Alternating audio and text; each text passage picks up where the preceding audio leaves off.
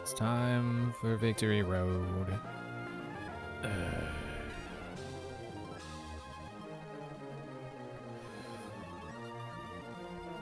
Maybe not the best sign that after 5 games I'm already kind of sick of the concept of Victory Road, but oh well.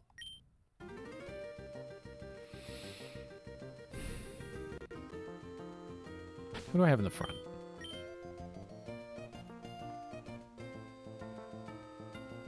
Ugh, I don't even have Phasgu on me. Ugh. Fine, whatever. We're going. Do I still have a super repel on me? I don't know. Or max repel, whatever. Is it in effect? I guess. Right. Dark cave.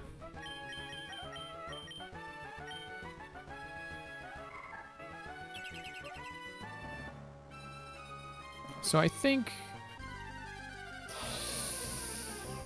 You gotta be kidding me. The moment I start to talk about something... I think I have been running from too many battles. I think that's been it.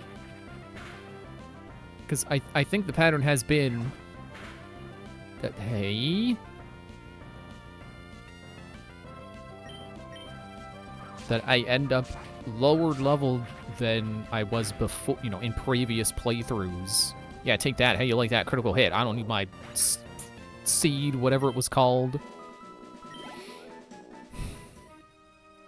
You know, I think this happened in Yellow and Crystal. Galleon has strength! Ah! I hate Victory Road!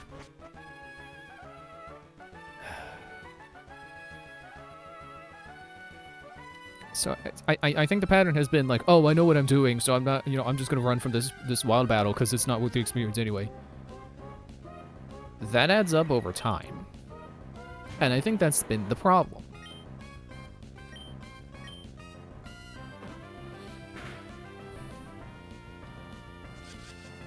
Maybe a Golbat is worth running from.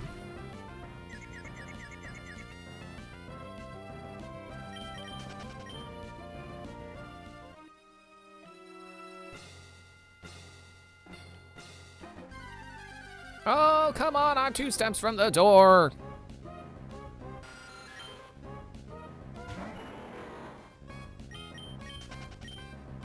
I forget if flying has a resistance to grass, but if that's the case, it's mega resistant to grass, so I can't even hit it with my best move. Yeah, I almost feel like I should just get, like regular level repels and only use those when I'm in the middle of a puzzle. Because that's been my thing, is like I hate getting wild battles while I'm in the middle of pushing boulders around or whatever. Because it feels like a slap in the face. It feels very disruptive in a way that does feel like I'm being smacked in the face.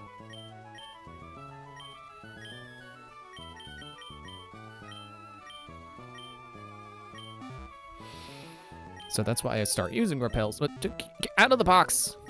Out of the PC, go away!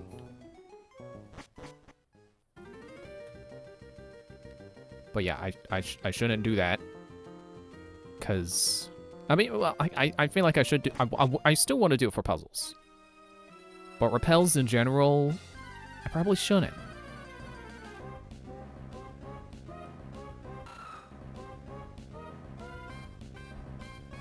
Sorry, I smacked something on my desk and I was trying to fix it.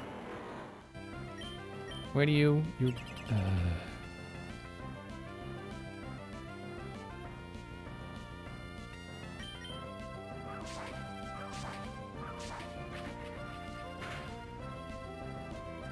Whatever you were, grass works.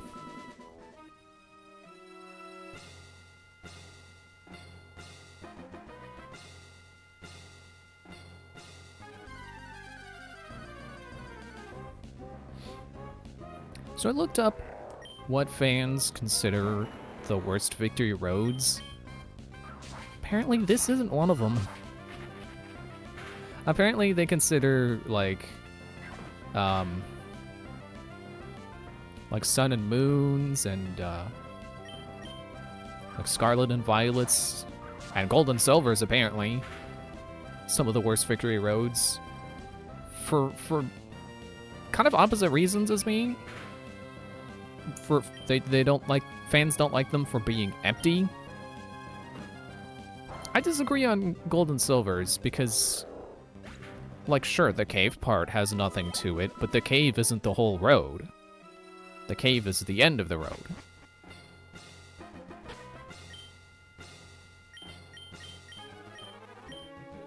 So I think it is a little incorrect to say that, oh, fans don't like Gold and Silver's Victory Road because it doesn't have trainers on it. Like, no, yes, it does. Victory Road starts the moment you enter Kanto.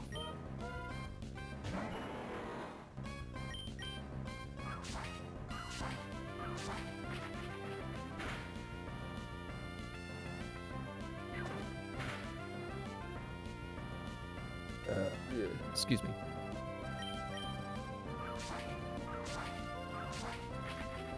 The plus side to wild battles is that they just start getting easier.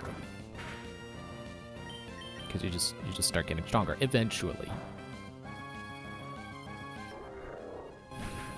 But I also have PP to worry about, so I can't be spending 2 leaf blades on every Hariyama to walk down the block.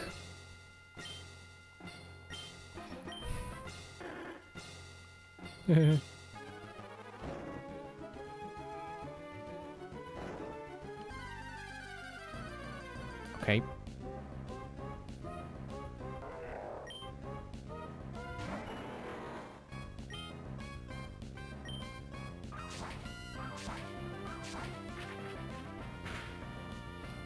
Critical hits 2 times damage or 3 times damage? Up, okay, bye. Is this, which way to the water?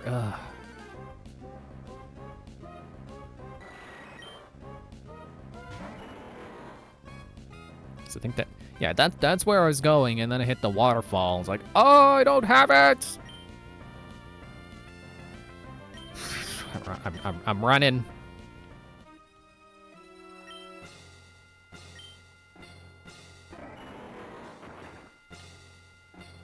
I basically have to remake my mental notes of how to get through here because it's a new play session.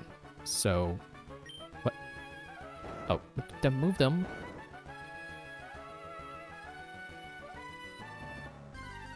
Okay, I think that was the wrong way.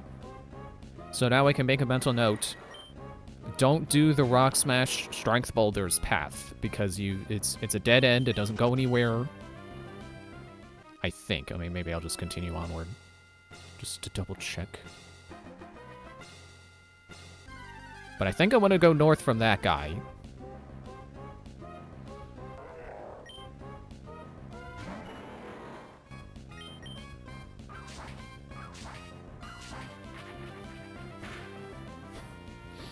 Man, my nose is not agreeing with me right now.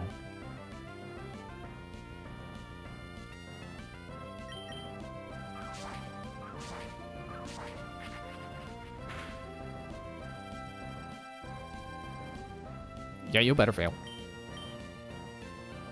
Hit you with cut.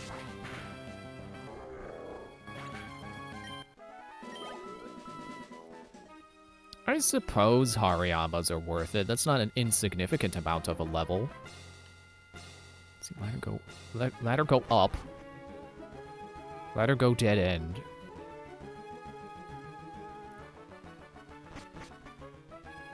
At least I don't have to use flash again. I'm really not looking forward to Diamond and Pearl. On the basis of... I think that's the generation that goes most hard into HMs. I think I might have already said this, but like I am really not looking forward to trying to cram however many mandatory HMs that game has into hopefully 6 Pokemon. You know, ideally, it would only be my team members, so I don't have to pick up alternate associates.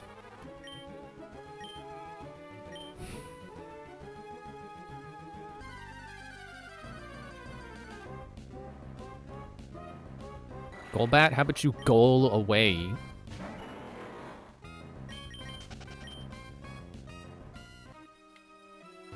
I suppose I could just bring out, like, Claire.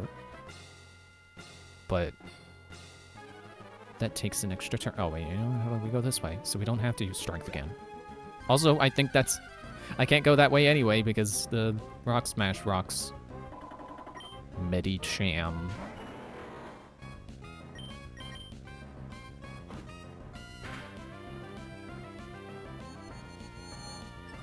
Yeah, I still say Gold and Silver so far is my favorite Victory Road because it has...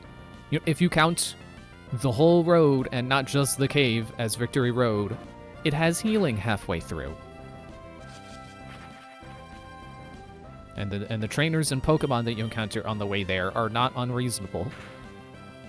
They're not complete roadblocks. Sorry, scratching my nose. How about Leaf Blade? You like Leaf Blade? You probably have decent special defenses. Never mind, you're gone. Okay. This line is for people who have an account with us. Please step aside.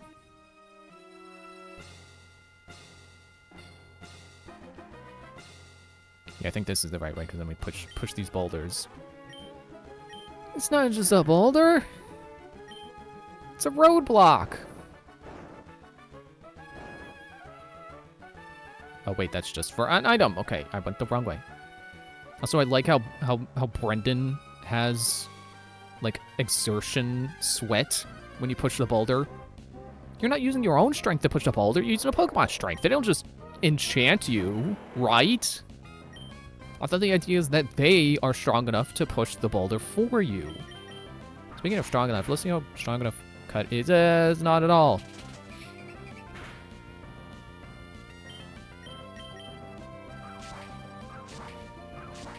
Well, at least now you can't use sturdy.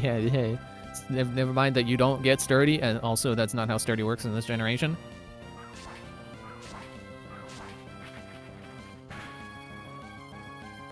Yeah, get out of here. Yeah, see, now that I'm fighting the Hariyamas, I feel like Sid could reasonably get to 45-ish by the time we get to the end of this. But that's just Sid. It's not to speak of anyone else who is not getting to participate because my party is half full of people that are just here because they have HMs that I need.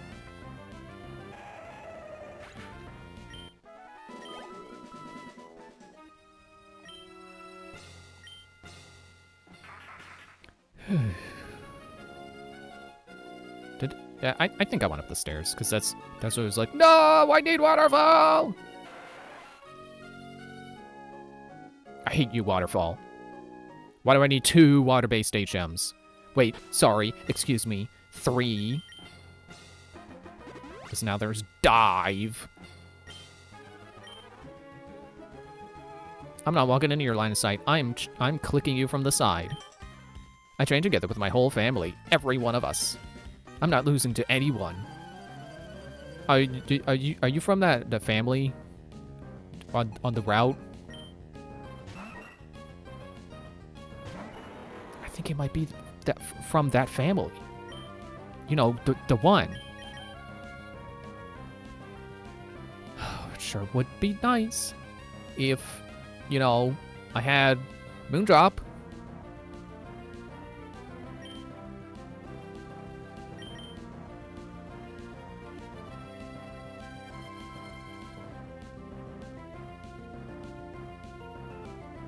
I don't really think I have anything good against you. Yep, figures Aerial Ace. Ouch! How about Leaf Blade? You resist it? Yes. Also, it still hurts. Oh! Okay, yep. Figures. Get him, Claire.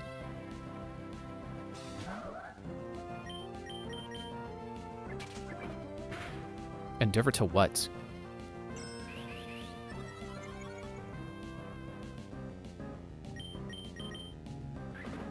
Complain.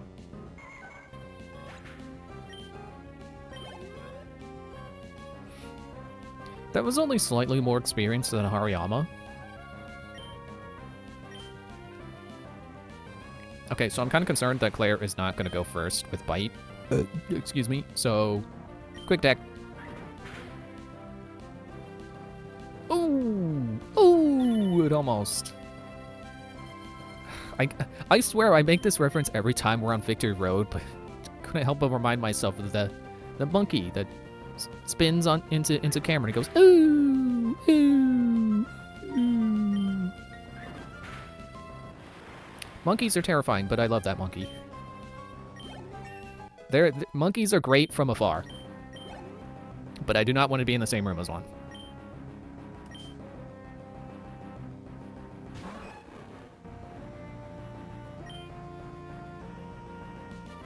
Quick tech. Blamp. Man, if I could get in one... Okay, never mind. I was going to say, one more Swords Dance, I could sweep her whole team with Quick Deck. And then I didn't.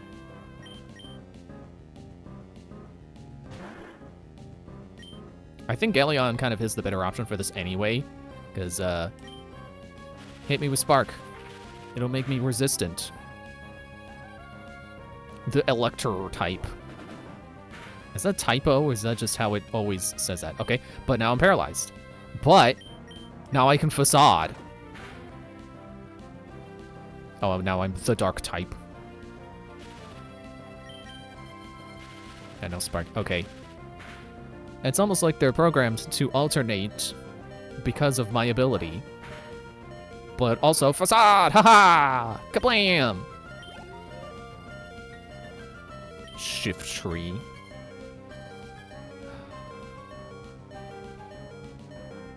I don't think I have anything good specifically for Shift Tree.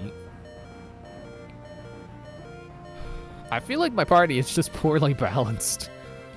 Maybe I said that every game, but geez, I am not good at putting together teams. It's okay, it's this person's last Pokemon. Keep that paralysis on Galleon so she can Facade. I don't know what Shift Tree's defenses are like, but Facade is like 70 base power and is doubled with paralysis. So that's like 140 power. Oh! Wait, does growth make his defenses go up too? I haven't been reading. Ow. Well, now I'm normal. Ow. Yeah, Pound is fine. Shadow Ball! Well, that was a lot of text boxes for nothing happening. That was great. Thanks for turning me normal before you used nature power. Turn it to Shadow Ball! Use Shadow Ball! It doesn't work! A whole lot of hoopla. Ding. Yeah, she's definitely like a... You send her in for anyone who's a special attacker, and she could absorb that and then turn into their type and then resist it, because several types resist themselves. And then just smack them real hard with, like, strength or something. Better than my family? Is that possible? I was better than everyone in my family. I've never lost before. I lost my confidence. Maybe I'll go home. Full heal. Wow. That was worth it. an item that's like 300 Pokies that I have 26 of, now 27. Wow. Well, good thing I bought a bajillion revives.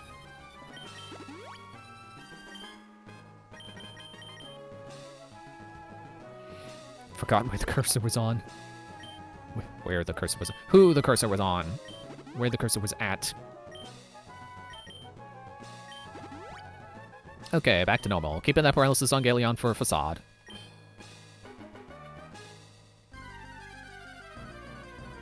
Right, I forgot I came up the waterfall, so I should be surfing. Alright, Golbat. Alright. Alright.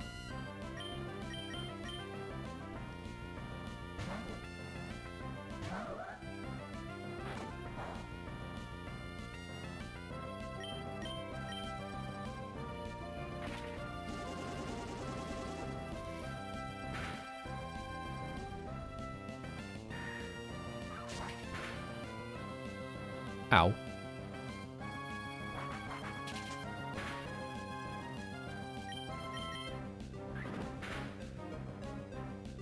Okay.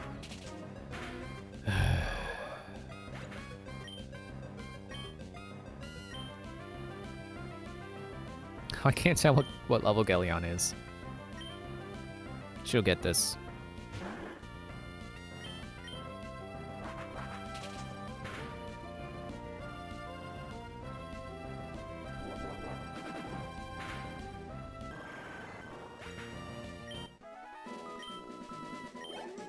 Oh, split in half. It's like, what? Well, that wasn't worth it? No, it was split in half.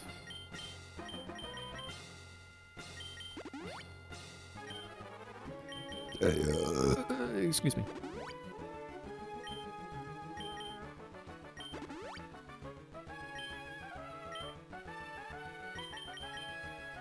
I know it's only been like... Last time I look at the timer, it said 10 minutes. It's 20 now. Whatever. I figure this is probably going to be the whole stream, and if we can get through this tonight, that'd be nice. I'll accept that.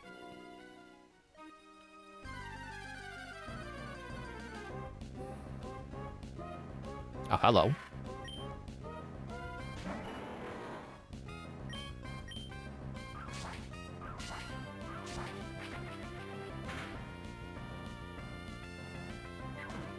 Stop that. Knock it off with knock off. No PP left. Yay.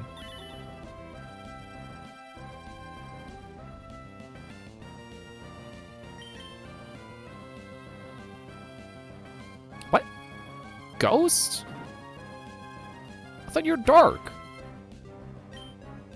Fine. Pursuit. Thanks so much for wasting the turn. That's another thing that makes me resent this victory road. Hariyama used Protect. Oh, you're wasting PP in a place that's already an endurance run. Slam. I don't have room for Slam. Also, that's normal type, and I'm a special attacker, I'm pretty sure, because I'm grass. So, no.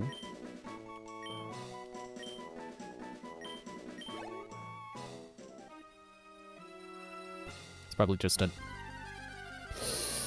item. Stop timing battles with when I'm going to say something.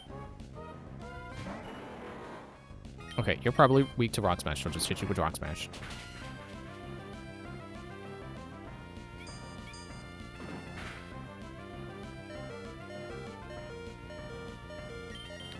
Okay.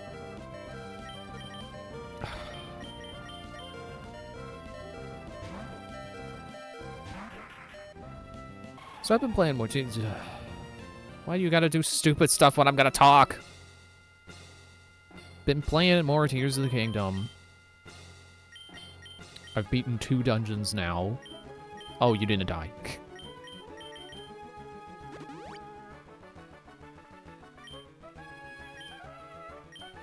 I've also got the whole map filled in now. I must be getting a little tired. A little bit.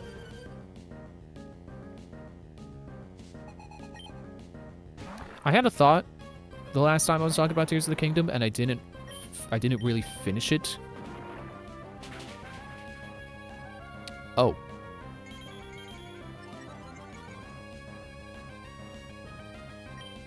That's not good. How about I hit you with,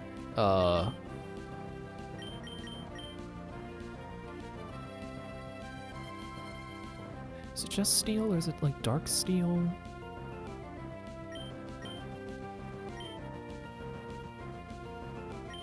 Well, I guess I can't hit it with normal.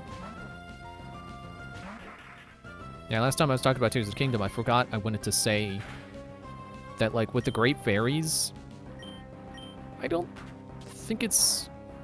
Oh. Not very effective. I don't think it's the worst thing that,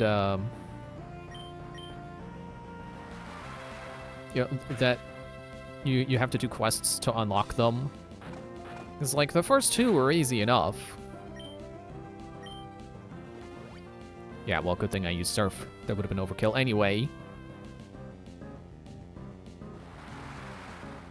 Like, the first two Great Fairies are easy enough to unlock, and it's like, you don't really need more than that starting off, because it's not like you have the materials to upgrade your armor all the way if you could get all the Great Fairies right away, so... I don't think it's that big of a deal. You know, in hindsight, you know, after saying whatever it was I was saying about, like, oh, I wish I could unlock them all right away. Are you not Ghost? What? Why are you immune to fighting, but not weak to Ghost? What? Are you Ghost Dark and then that balances out?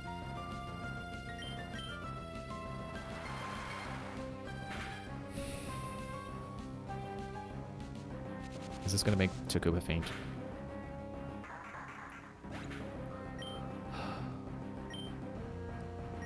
Get him, Claire.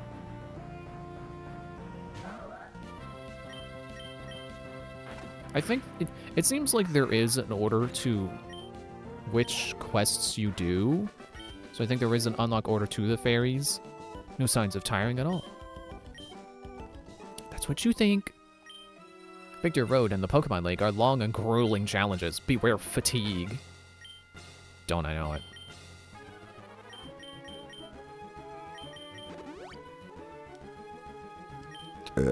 Excuse me, jeez. Hey, stop!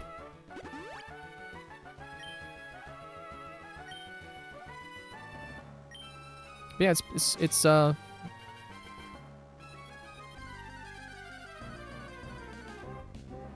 would say, yeah, not really a problem that there are side quests you have to do before doing the Great Fairies.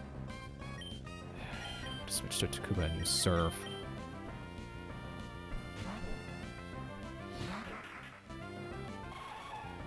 Or not, thank you. I just...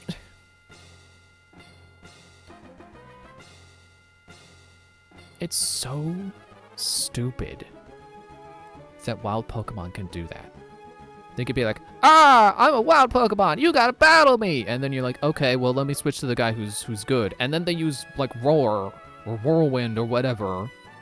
And then it's like, oh, never mind, I guess this is no battle, and you just wasted PP and healing items, maybe. And any health that may have been lost if you got hit before it decided to use Roar. It's so stupid.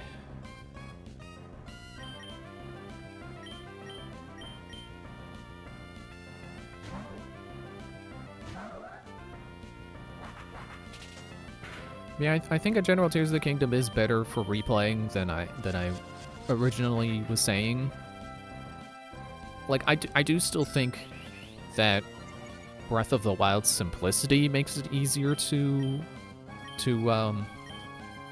just replay, because there's less you have to get going. But, like, it's not like Tears of the Kingdom is terrible for replaying. Like, it's only good the first time.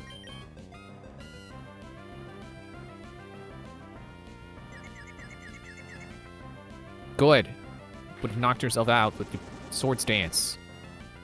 Because of your swords dance, not with it.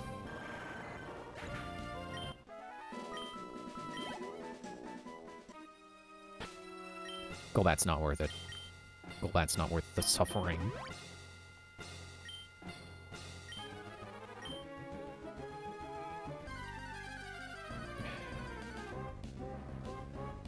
Because yeah, it is easier to get your resources and stuff built up in Tears of the Kingdom than I originally was believing.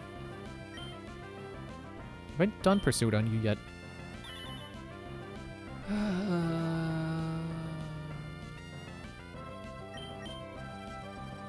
Dude!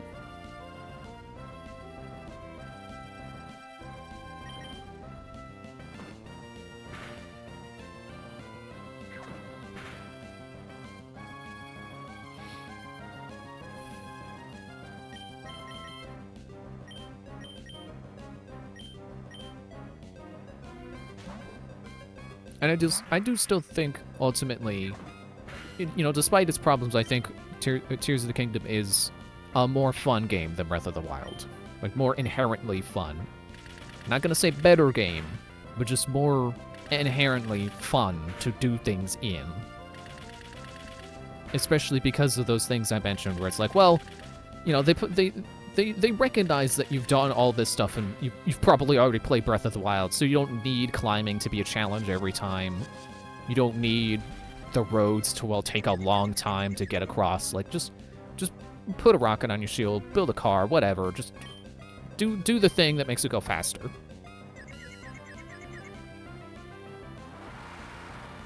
And, like, yeah, you could still play it like Breath of the Wild and climb directly up the mountains instead of taking a rocket, but it's your choice. Do you feel like taking the slow route? Do you want to expedite it and use a rocket? Right, I'm just gonna make sure everyone's healed, which I... Okay. Okay, we're good. What even is the rest of this way?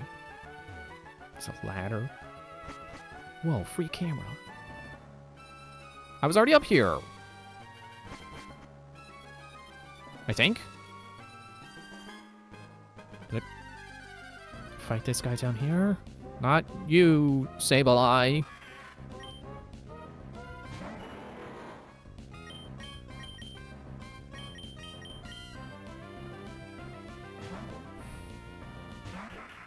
And something I think it is worse in Tears of the Kingdom is the cutscenes that happen going through a dungeon. There's a lot, like I don't think Breath of the Wild had that many cutscenes you could skip that were mandatory, which I find annoying about replaying it. You always have to, like, oh, you gotta sit there while Link does the thing about, oh, wait, actually, hang on, wait, I'm looking at the thing, I'm looking back at myself, I'm looking at the thing, I remember now, and then it plays the memory. I think you could skip the memory itself, but that cutscene of, like, shot of Link's face, shot of the thing, shot of Link's face, shot of the thing, can't skip it.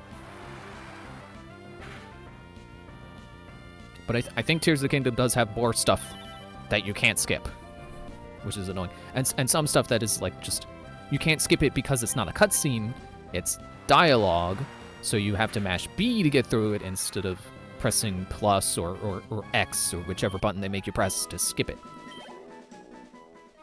And then sometimes they do let you skip stuff. Oh, I guess I haven't fought you. I heard that there was a tough little kid around. Do they mean you? I'm not little.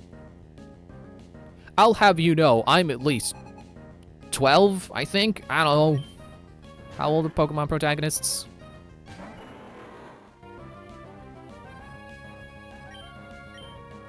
Guess I could hit you with a Rock Smash first.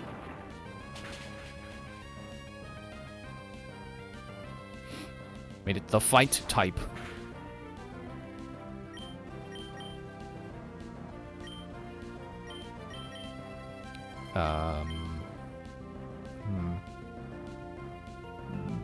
Excuse me.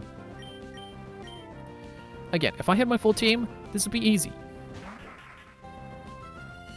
'Cause I could just get Moondrop to use some Psychic on him. Because now he's fighting, so now he's weak to Psychic, but And you're probably gonna survive surf and then become water. Because you have good special defenses. Ow!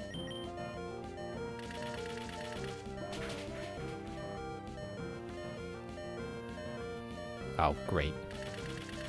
Your grass now in the middle of Bullet Seed. No! Dang it. What was I saying? Yeah, and then when you beat the dungeons, there's all those cutscenes. Like you think it's one sequence when you're sitting there actually watching it. Of like, oh, what is this thing? It's a secret stone, and then you touch the secret stone, and then it goes into the cutscene explaining, the I was gonna say imprisoning war. No, the other war. Which you could call the imprisoning war, but you don't, because the imprisoning war was Demise, and this is Demon Lord Ganon. But, the cutscene that flashes back to the past with Rauru, and like, oh, he was fighting Ganon, and then he had to lose his arm and seal Ganon away.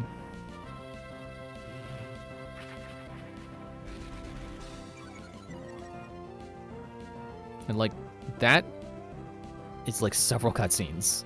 So even if you press skip, you still have to sit there, and then it's like, let's hang on, it's loading, and then you have to keep, hitting the button. It's like, okay, well, no, revive. You keep hitting the button so the prompt shows up, and then you skip it, and then it's like, okay, it's loading, and then it just goes into another cutscene. So it's like a 5-part cutscene. That is, the copy-pasted cutscene that everyone complains about. Kind of rightly so, because it is kind of stupid that it doesn't change no matter what order you do the dungeons in, but you really think it should? You would really think that replaying the game and playing the dungeons in a different order would be rewarding.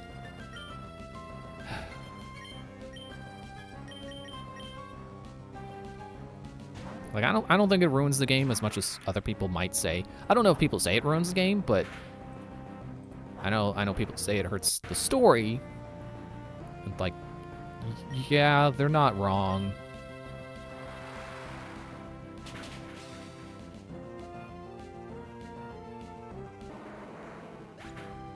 Although, just a little thing I think is weird is that people get on Tears of the Kingdom's case for like, was that Zelda?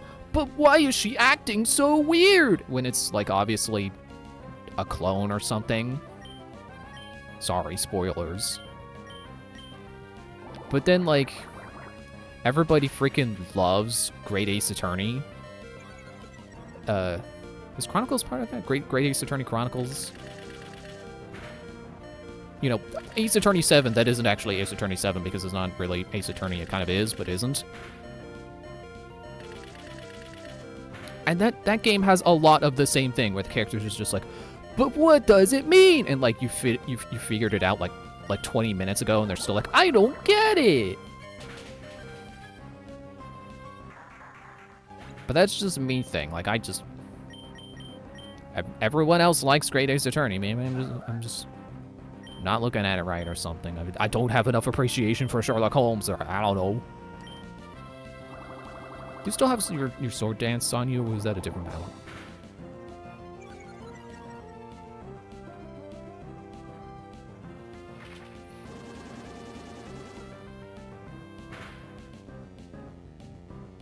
Okay, well, that's good enough for me.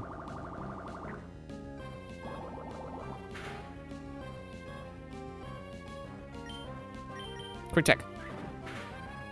Yeah! Get a level, Claire. Yeah.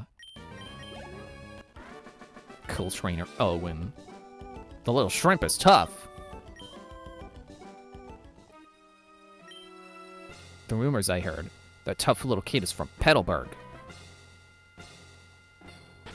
That's not me. I'm from Little Root. Excuse me.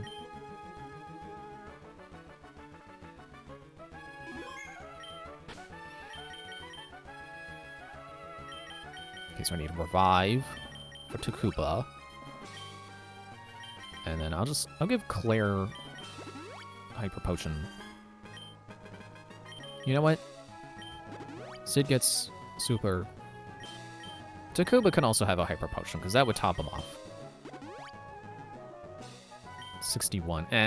Maybe. Okay, maybe he didn't need Hyper, but it's fine. Okay, so ladder there.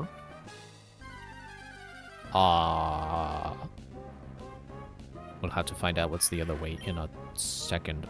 Sid probably shouldn't be in the front anymore because he's out of PP on Leaf Blade.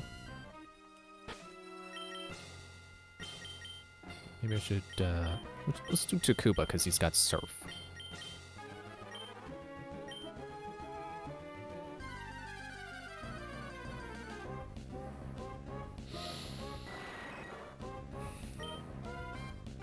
So something I didn't know until, like really recently. Secret of the Mimic got VR. It got a VR update. You can now play it in VR. It's like I had not heard anything about that until it was already out. And it was like, you can play it now. Ow! I should have switched. But I'll surf ya. I'm apparently faster, so I can surf ya. Oh. Yeah, I played the, like, opening sequence. And my computer can't run it very well, so... Oh, is that what? Huh? Are these stairs after the waterfall or before the waterfall? Didn't I...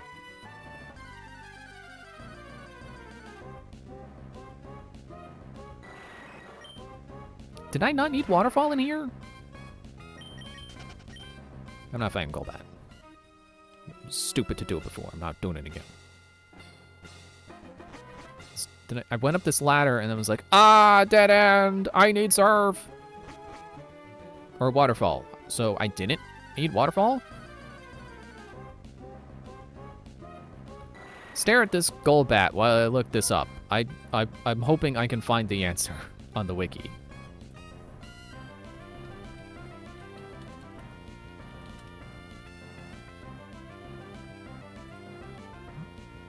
Hoenn? Hoenn. Okay, yes.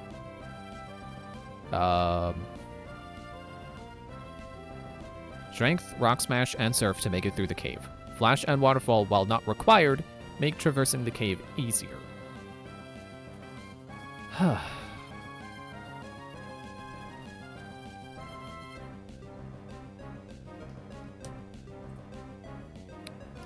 Dang it.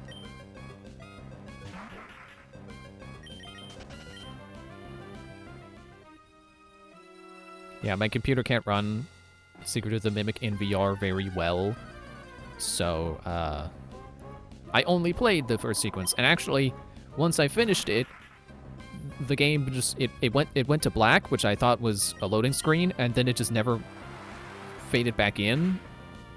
So I was like, whatever. It was almost dinner time anyway. Ow. Oh.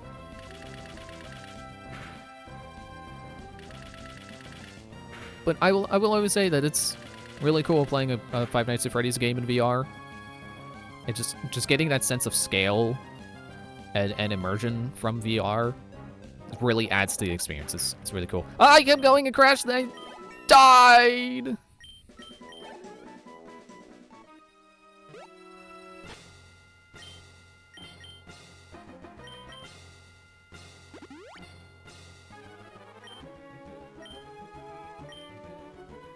I would like to play more. But yeah, as I've said like 3 times now, computer didn't like it. So I guess I gotta get a better computer then. Have I fought you? Yes. Oh, you're the surf lady. Where am I? I don't know why I call her the surf lady. She doesn't do any surfing. She's the lady before you go surfing. So I can get up here, but then... am I missing something on this floor?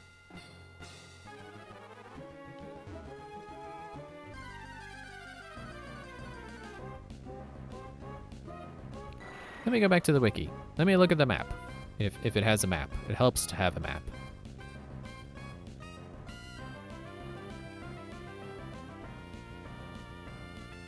Okay. Map. I'm on the floor with water. No, I'm not. I went up the ladder.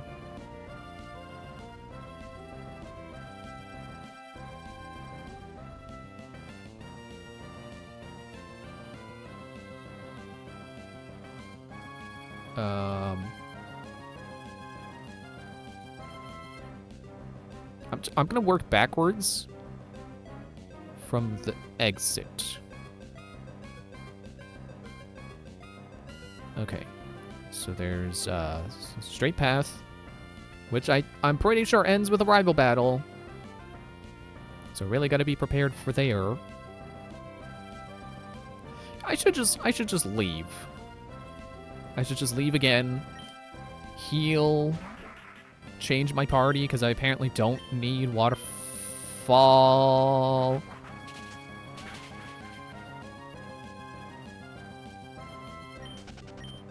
Screw you, Golbat. I was leaving anyway.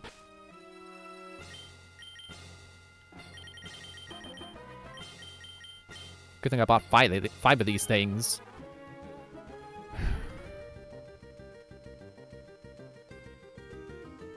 There's also some quirks to playing Secret of the Mimic in VR as opposed to, you know, like flat mode, they call it. Because when it's VR, you have control of your hands. So, you know, there's no tactileness to it. Like trying to spin one of the many cranks that the game has, because apparently it was built with VR in mind from the start and they just were late adding it. Like it, you know, you can feel the disconnect. And it does make trying to spin the thing tricky.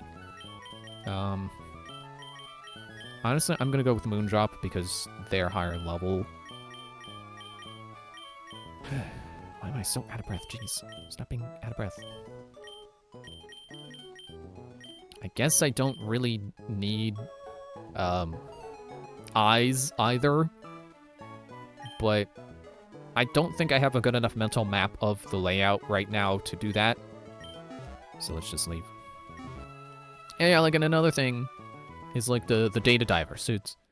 Like when you're playing in flat mode, Arnold just automatically, he puts the thing in, and then you just have to do a mouse gesture to make him spin it, and then it does the thing.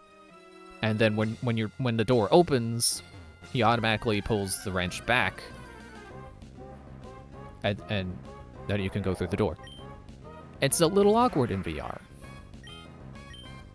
because like you have to put it in and then spin your hand, but you don't, like, you have to keep it in place. Okay. Yeah, I don't think your belly jump helped.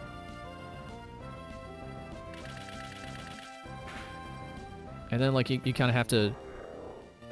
I don't know if you need to spin it back into place to pull it out. I think you're supposed to. But, like, if you just yank your controller back, it'll just automatically pull it out. Because, you know, otherwise the game would break and your Jada Diver would be stuck. But it's funny how, like, you would think it would be clunky with a mouse and would be more intuitive with motion controls, but it actually kind of isn't. It's kind of the opposite. Because again, it's kind of more automated when it's your mouse, but when it's a controller, it's like finicky. And it's already like kind of a, I'm pretty sure intentional, deliberate design decision that it's like, oh, you can't just walk through the door. You have to go up to the panel and spin the thing, because if you're being chased by the Mimic at that moment, you know, you gotta fumble with it. So just imagine that, but then also you're fumbling with it because it's VR. Also, I still don't know where I'm going. I should stop and look at my map here.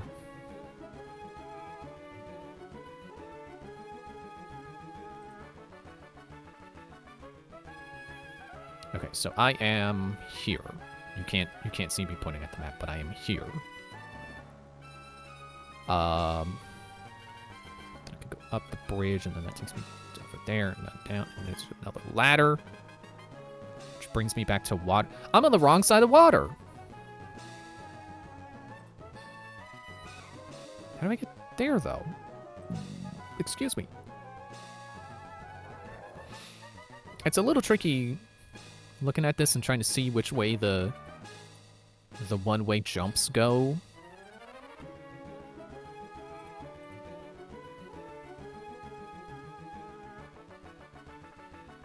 Okay. Okay. I think I got it. I think, potentially, I may have it. Wait, didn't I already go for that bridge? Okay, well, let me do the part that... kidding me. Gotta do the part that I think I've figured out. Also, I just wanted to point out that in my notes, because I wrote down a bunch of stuff I wanted to talk about, so, you know, I had something to talk about. Well, stuck here for 3 hours. Potentially not exaggeration. In my notes for Secret of the Mimic, I misspelled secret as Sirect. Misplaced some letters there. Okay, wait. Is this... do I... over the bridge? Yes. Dude! You are not helping my sense of direction, Hariyama.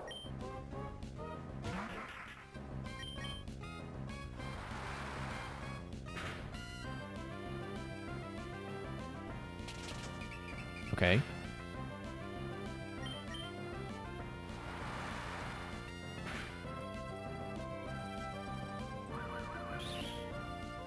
Thanks. All right. Love the battles that waste my time.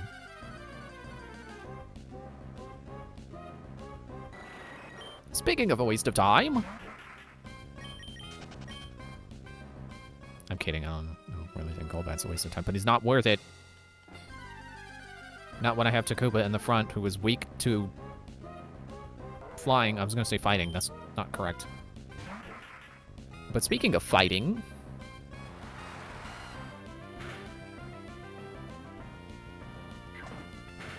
joke's on you, I'm not holding anything.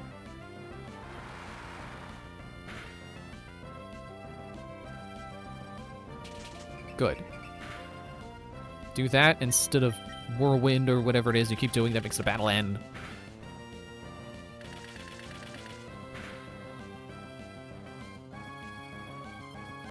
I like how that's the second time I've defeated a Hariyama by hitting him with 2 times with Bullet Seed, and one of those hits being a critical. Okay, so I think I want to go left here. Speaking of left.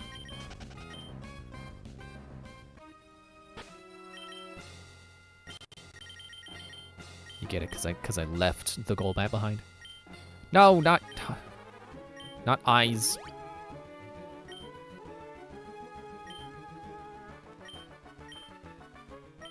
I wonder how Moondrop would do in the front. If they faint, I'm putting Takuba back in the front. Okay, so I am should be level 3 or basement 2.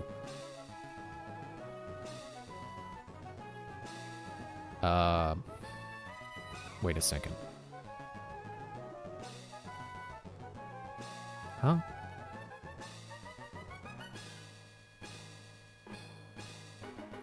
Oh, okay. I don't think I need surf for this. Wait a minute. I can't go up these stairs. I mean, I can, but then I can't go across the cliff. Oh, wait, I can surf. Okay. So I go this way.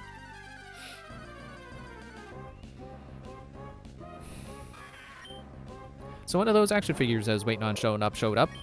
What do I even use against you? Can I psychic?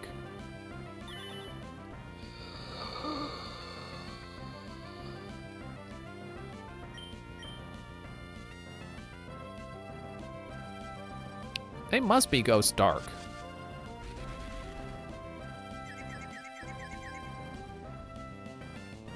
Let's just get out of here. I'll fight the next thing. Yeah, the Titan 13 figure.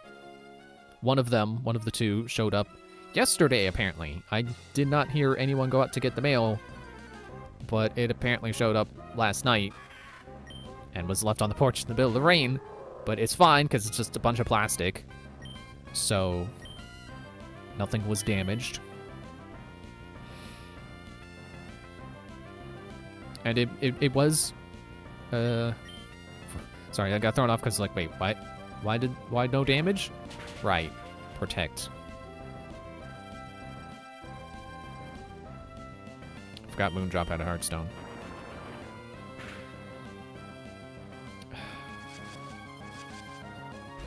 Yeah, the figure arrived as like a model kit, where you gotta cut it out of the stencils to put it together, which is fine. I knew it wasn't gonna come assembled.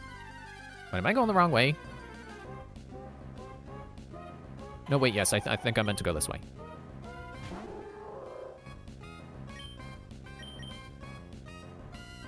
Get him.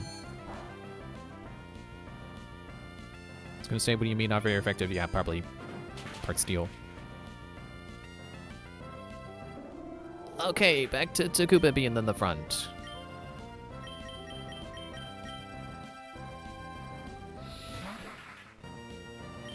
Yeah, my only problem with having to assemble it, with it being, you know, stenciled, because it's 3D printed. I figured it was gonna be a, you know, model kit stencil thing, whatever you call it. Is I don't really have tools for unstenciling things correctly, so there are little sharp points on it. My fingers definitely did not appreciate those while trying to shove the pieces together, but oh well. They'll be fine. They'll recover. They're just fingers. I have 10 of them after all.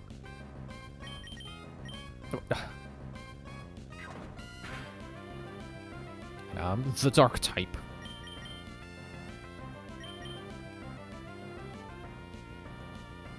No, dark resists itself. Just get away.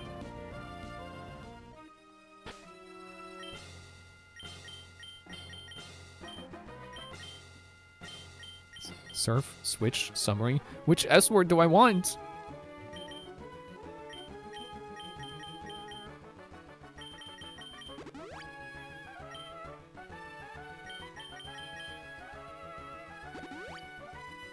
Okay. Good enough. So I think we go across this bridge, and then we go back. That'll put us back at the top of the other waterfall. But the thing is that it's a different waterfall, and I had to go down the waterfall the whole time. The whole time.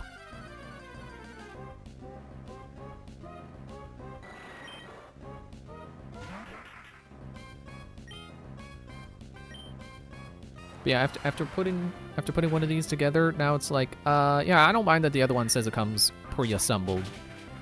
Oh right, your goal back, you got critical hit. Now it's the opposite problem. Woo!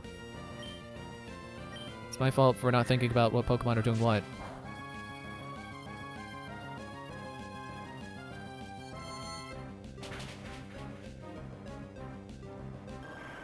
Like I said, it's kind of just the problem of, like, I don't have a specialized model kit tool for getting rid of the you know, the excess plastic off of the stencils from the cutout piece.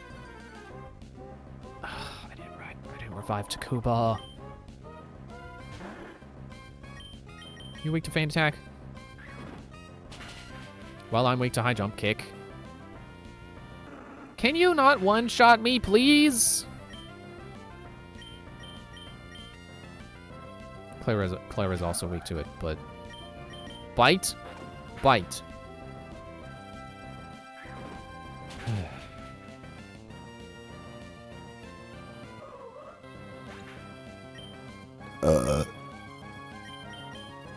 And I won't say excuse me.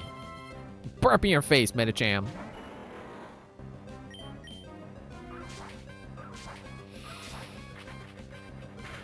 Yeah, I feel like the pieces didn't really snap together that nicely.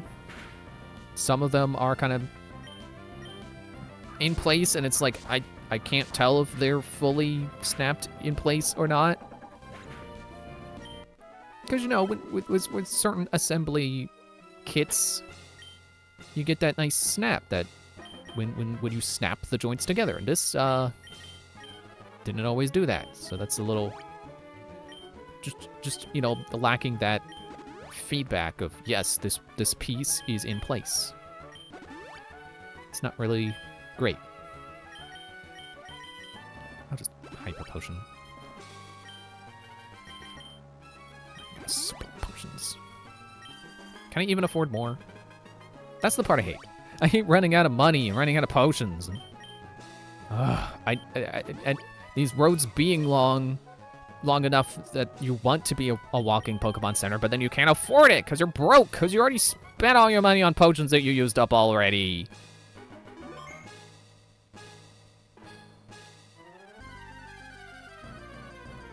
It's fine. I don't think I need Waterfall to go down a waterfall, so I should be able to go down this waterfall. Otherwise, I think the wiki lied.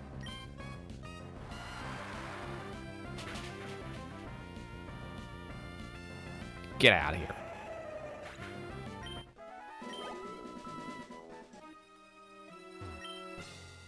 You surf. And then go down. Yes. Okay. Also, the stand has the wrong hole, I think. The stand that the figure came with. You're level 26? You're not worth it at all. But also, you're on the water. What are you doing?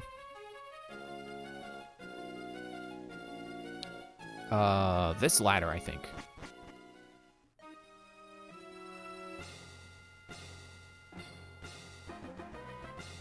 Okay, and then I think through here.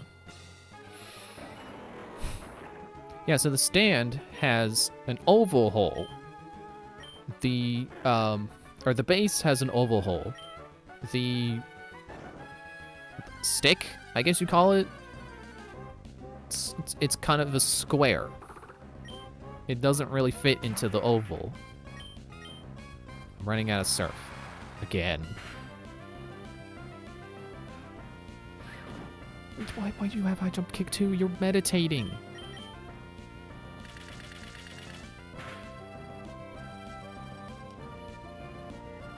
I think the stick is a little rounded at the bottom. It looks like it's a little rounded, so I think it is supposed to go into the oval, but it doesn't fit right. Okay, yes, this is the correct path.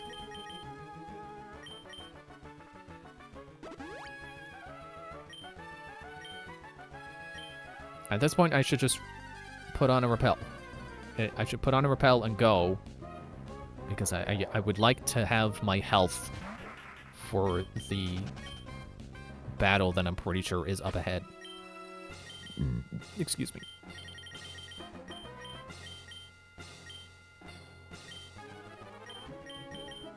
I'll put Sid back in the front, and I think now that he's level 23, he should be high enough level to be able to repel everything correctly.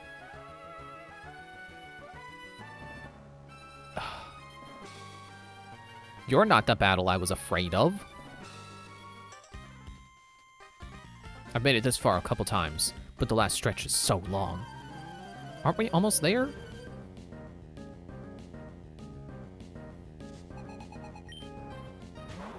Cacturn. Ghost grass? Or no, dark grass? What's dark weak to again? Fighting.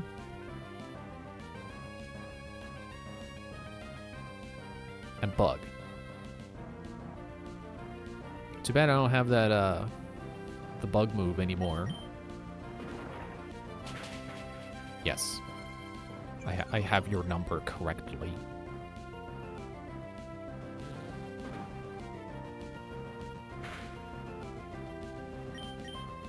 Just keep using Rock Smash until your defense is lower.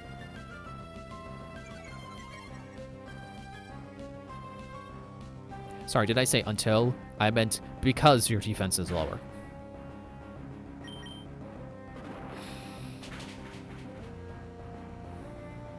Oh, also, I can't get the head off of my figure. It's supposed to have... It came with an alternate head. I can't get the head off. Because the way they did the head is like you have like the actual part that is the head. Oh, I should have seen that coming. Why do I always forget? And then that goes into a piece that snaps into the neck. And then the neck snaps into the torso. And yeah, I can't get that middleman piece out of the peg slot where the default head goes. My dream ends here again. Sorry.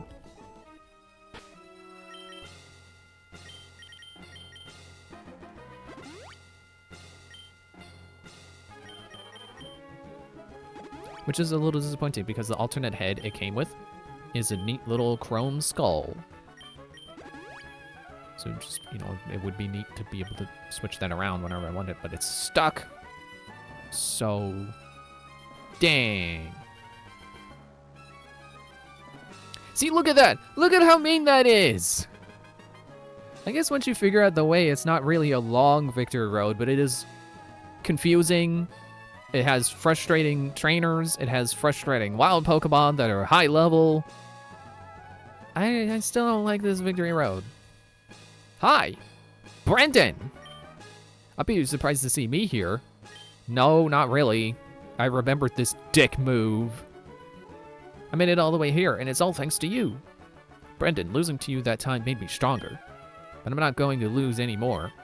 I'm going to win for the Pokemon who gave me courage and strength. Okay, here I come.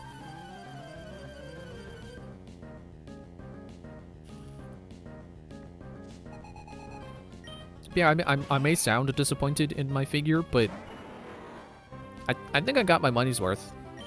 It was only $10. It's fine. It's good enough. Are you a flying dragon, or are you just flying?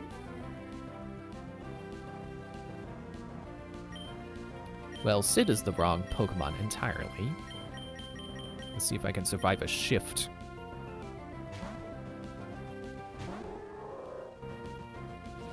Dragon Dance. Ugh. Oh, it's not an attack. Oops.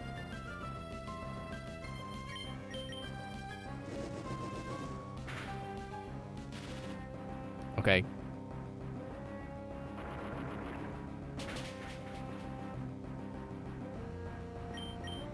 I don't like how little that did.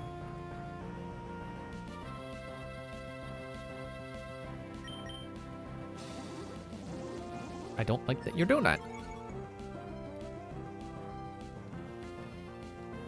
Yeah, since I wasn't the one to pick up the mail, I don't know if there was a fee.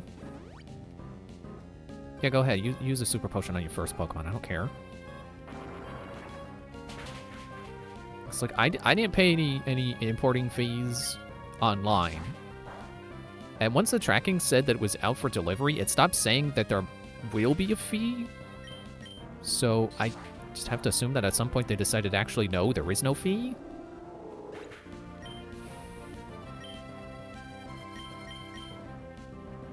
Which is good, because that means I still only spent $10 on it instead of however much it could have been with fees involved.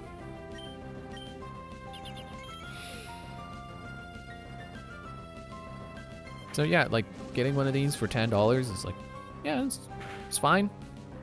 I could have printed my own for free, but well, I could have printed the dummy 13 model, which is free, but I don't know about like the accessories that make it the Reaper. So I think that's kind of what I was paying for. That's the Titan 13 part. Oh, I guess Galleon isn't paralyzed anymore. That's fine. Not this. Not this. No.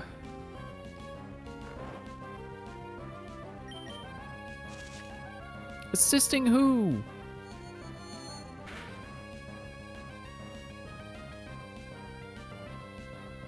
Yeah, screech the cat. Cat! Cat!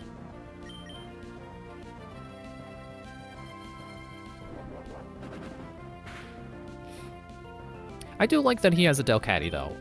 You know, with Wally's whole theme of like, you know, kind of being quote unquote weak, and his Pokemon lifting him up and making him stronger, and then he helping them get stronger too. I like that he has a cat. His Pokemon are basically his support animals, and and it just makes sense for him to have a cat. Actually, no, let's go Sid.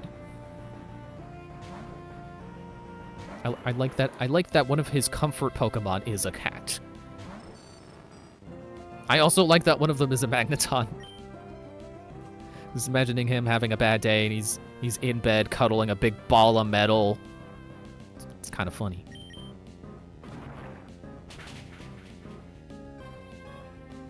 Oh, your stats didn't lower, but mine will.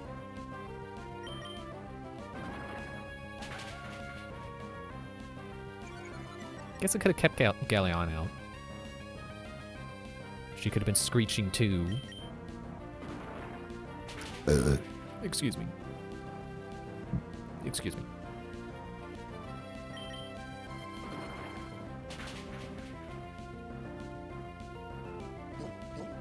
That's not great.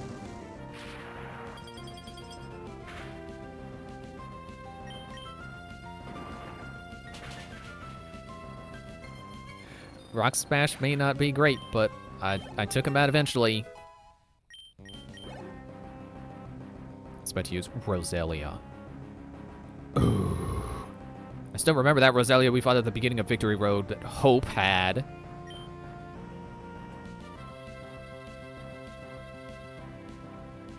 Of course, Moondrop is fainted.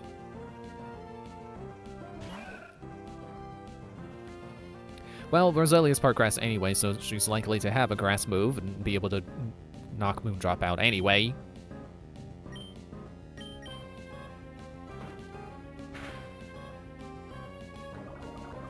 Oh, thanks.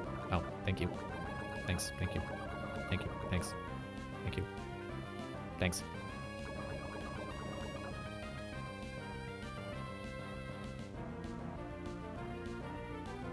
Well, I should probably get rid of that.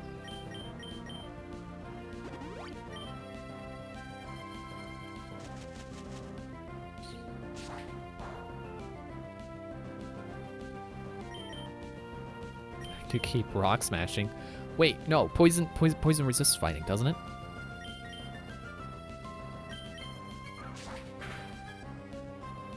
Okay, apparently cut is my best option. I'm okay with that.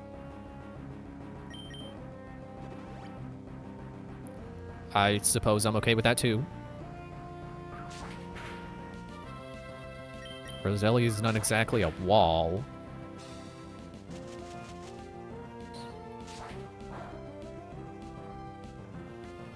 I could survive one more of those. But she won't! Or sorry, he. Sorry, I just assumed gender because flower. Gardevoir. I think... I mean, for now, Gardevoir, I believe, is pure Psychic. So, Pursuit, that should be good.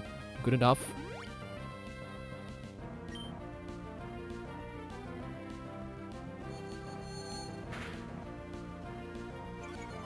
Ow. Okay, what is the condition of my other Pokemon? Except for Moondrop, we're doing good. Worst comes to worst, I could probably revive Moondrop and then just spam Cosmic Power to up their defenses, and then they would just be resisting Gardevoir's Psychic moves anyway. But I don't know what else Gardevoir has, so...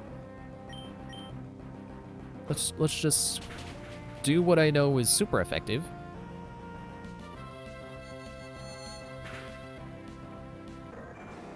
That's fine.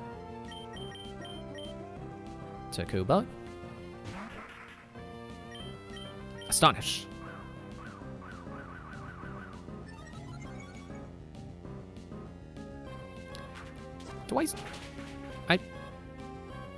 Don't I still have a move that never misses? Which move is that again?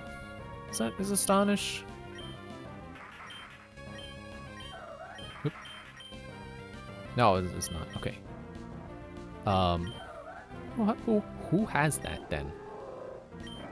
Did I get rid of it? Is it Pursuit? No, it's not Pursuit.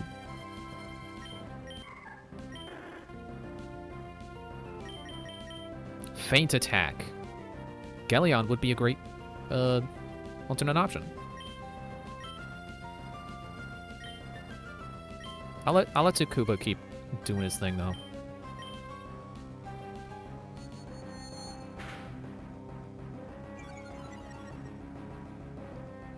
That's not great. That's also pretty not great. That is acceptable. I will accept that. I have, like... well, if I can land this next hit...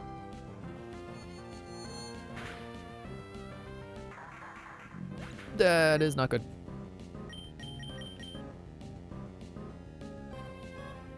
Wait a minute. Dark is immune to Psychic. Claire, get out of here. Or, not out of here. Get out here. Get out here. Help. Bite. If she only knows Psychic moves, she can't hurt Claire.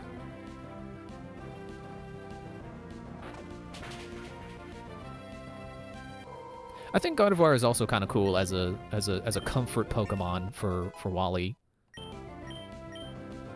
feel like I got his name wrong. Claire's also trying to learn Future Sight. I mean, Psychic is special, right? 'Cause I know I keep saying like, oh, well, all the special moves are Dragon's weaknesses and Dragon's resistances, and also Dark. I keep forgetting Psychic is part of that too. I would be more obligated or more obliged to learn this if it was a physical move, because you know, Swords Dance and then a Future Sight sounds good to me, but it's not. So I mean, Swords Dance Hyper Beam isn't even as good as I want it to be. Oh, we keep doing that.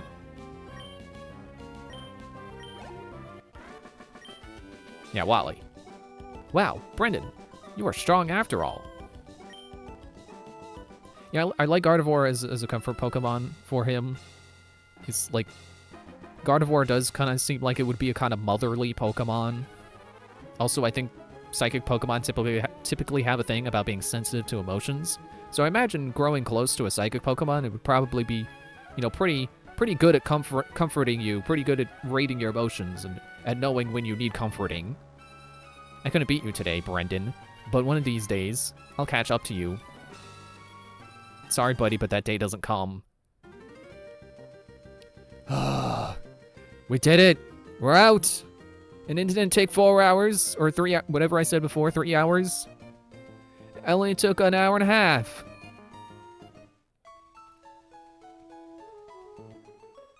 I'm used to Nurse Joy being straight ahead from the door.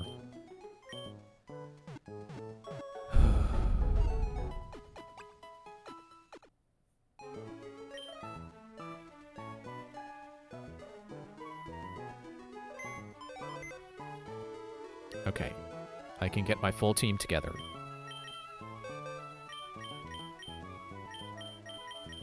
Which I guess at this point is just getting Fazgu back. I think she evolves soon. Like a couple of levels. Maybe I should try to get her to evolve. Although, here's the problem.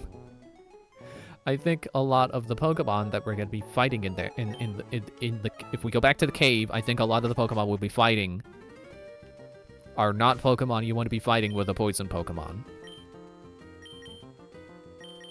But gotta try, because she's, you know, at least 2 levels behind compared to Galleon.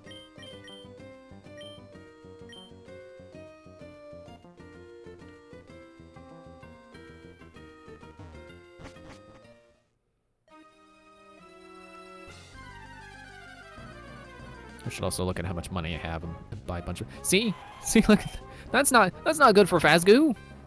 I can't fight you with Phasgoo. I guess I could switch to someone who can take this guy out. It's half experience, but it's better than nothing. One of these days, I will learn these menus.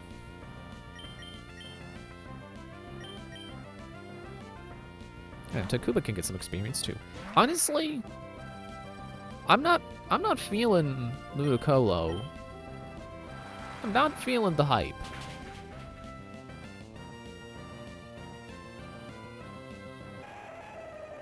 It's probably due to me having it on a team that already has a grass Pokemon. So flying is a big problem for me. Flying or bug. Speaking of flying.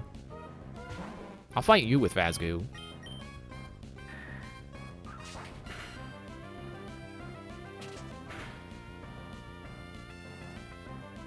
I won't fight you with Phasgoo.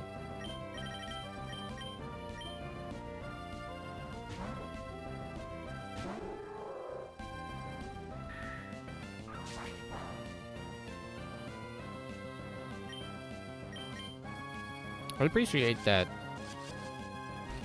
Not that. I appreciate that rock resists flying. It kind of doesn't really have a reason to. But it's good that it does because, you know, pretty much this exact situation. Stop!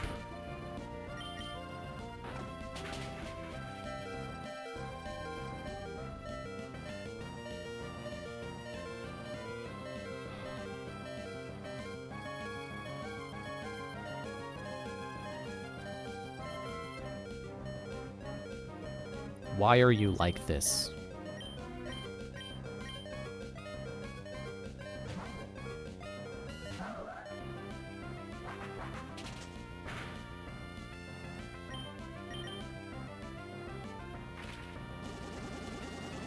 Eat pencil sharpener, Golbat.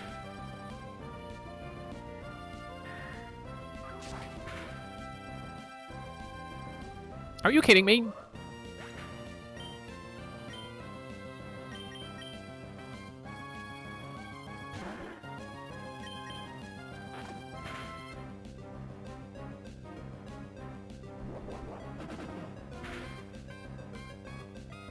Now, eat critical hits of your own, bat.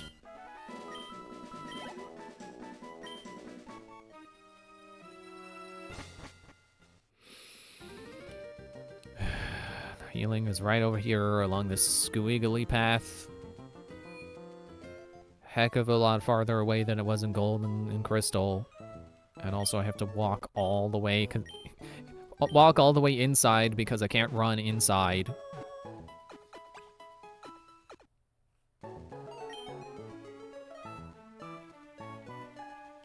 Oh yeah, my wallpaper... Oh, repel off.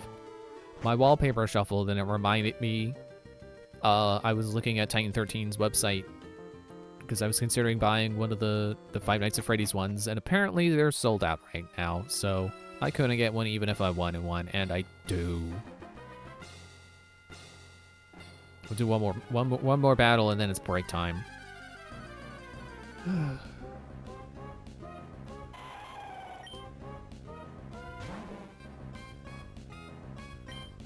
No, not bag. Do not bag.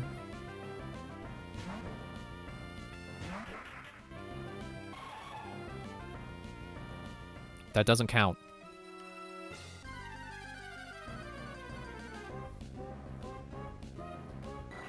It had to be you again. It had to be you.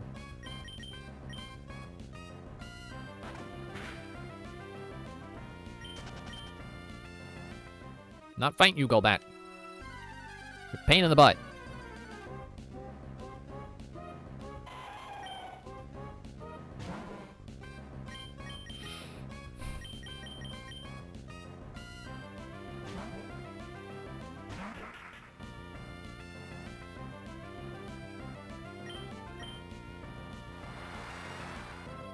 No roars for you.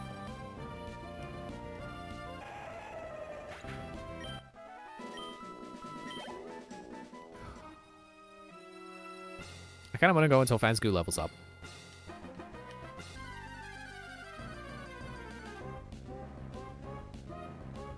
Hello, Loudred. Didn't realize you were even on this route.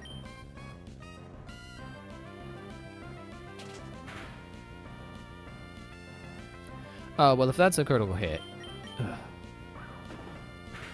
Oh, good thing I didn't use minimize. Dude. Dude.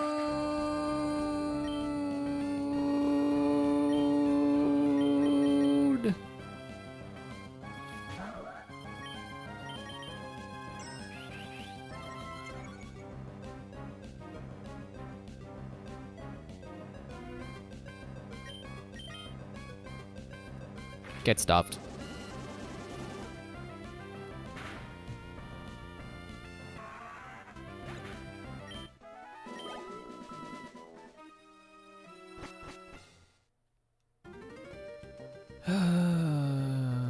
I should just hit the go to break time button. Also, I just remembered. Apparently, my old intermission music is triggering copyright now because the last VOD. You know, last time I used that intermission screen that has that music. And then it had that audio muted. So I guess I can't use that song anymore. Which is why I'm gonna experiment and click that button again tonight and see if it happens again. Because it's supposed to be copyright-free music, so it's not supposed to be getting muted.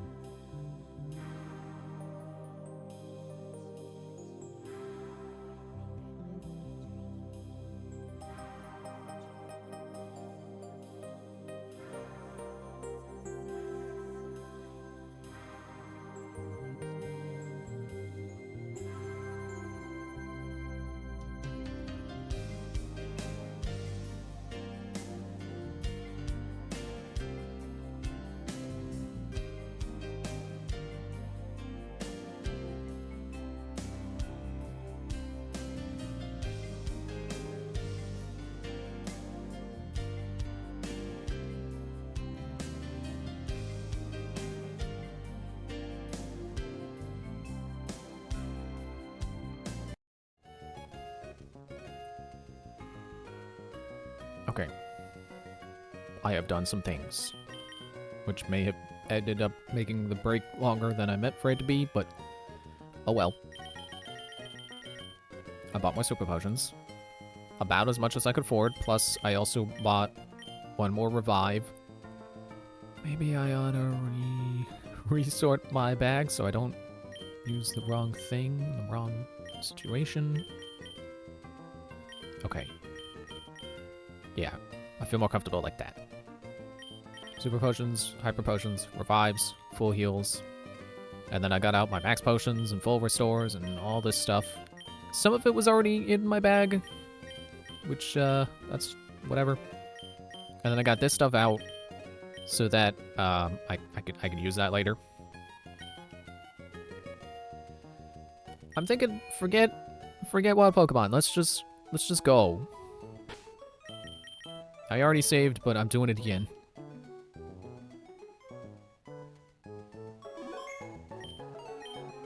Beyond this point, only those trainers who have collected all the gym badges are permitted to enter. Trainer, let us confirm that you... Trainer, believe in yourself and your Pokemon and go forth!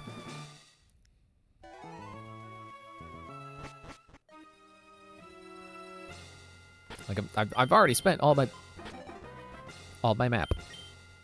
All my money. So, what have I got to lose? 150 Pokies. That's all I can lose. Welcome, Challenger. I'm Sydney of the Elite Four. I like that look you're giving me. I guess you'll give me a good match. That's good. Looking real good. Alright, you and me. Let's enjoy a battle that can only be staged here in the Pokemon League.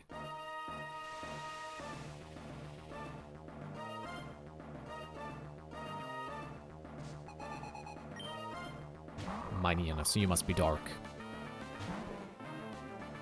Yeah, I'm like 10 levels lower. That's not good for the Phasgoo. Sand in my eyes is also not good.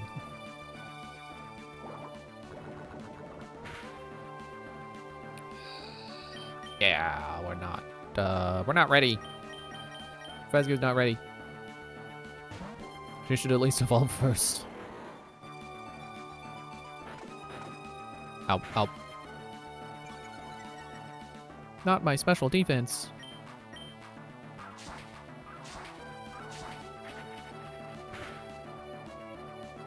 Oh, I also gave Claire... Oh, good hit, good. I also gave Claire the Dark Shades, because I forgot to pick those up. So, like, sure, it doesn't boost, Absol. Doesn't boost normal type moves, but it, you know, in the moments where I'm gonna want Bite, it'll help. Ah! Get a critical hit.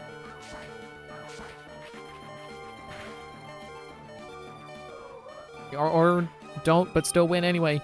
Cool. Cacturn. Oops. I should have hit yes and switched back to Phasgoo. Well, too late. The defense is yes!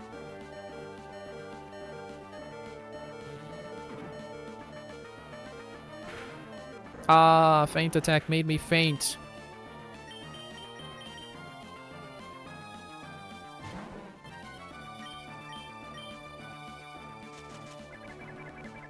Okay.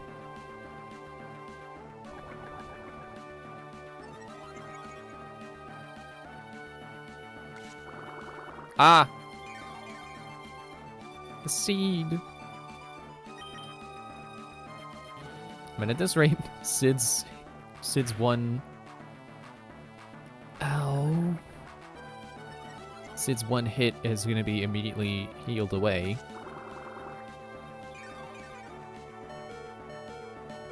There it goes. I don't want to use healing items. Dang it!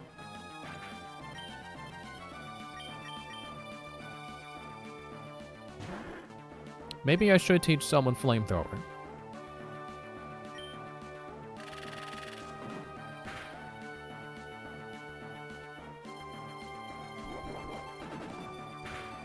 That's something I haven't done yet, is I haven't reconfigured everyone's moves with whatever I may need, whatever may make them more effective.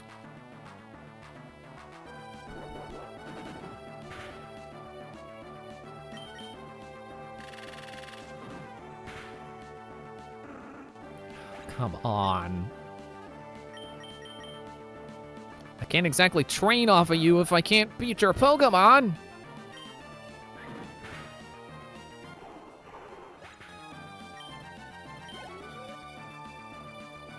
Shift tree. No, I will stay tree.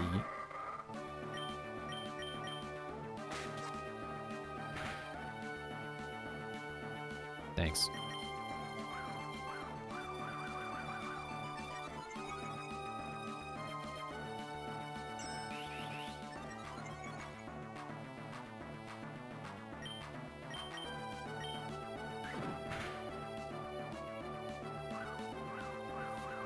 Shift tree's defenses must be pretty good.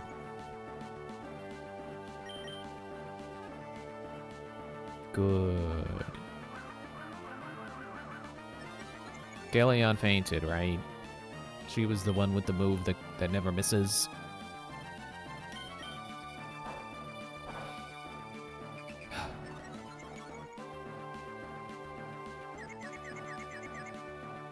Claire is for sure gonna knock herself out. Or miss. Great.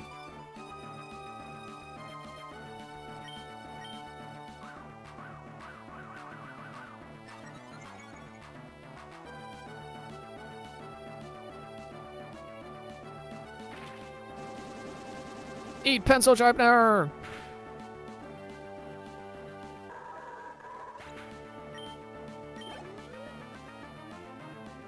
Sharpedo.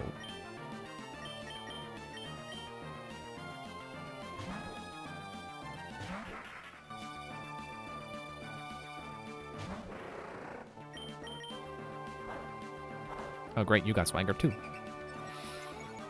Thanks. Cool. Do I have any good fighting TMs? I should get rid of Rock Smash, honestly. I could do that now because I'm this late in the game. I don't need HMs anymore. I should get rid of Cut, too. Like, Cut is fine, but, like, at this point in the game, I can get rid of it. I can replace it with a better move.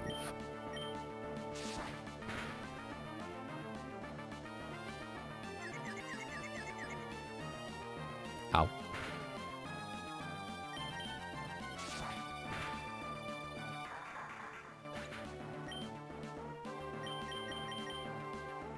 Is she still gonna need to recharge? No. Ow, rough skin.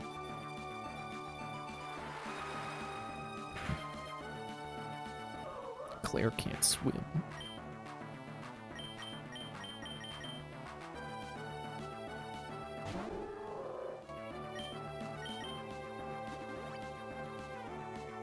Why did you wait till now? I guess red health. That was the thing.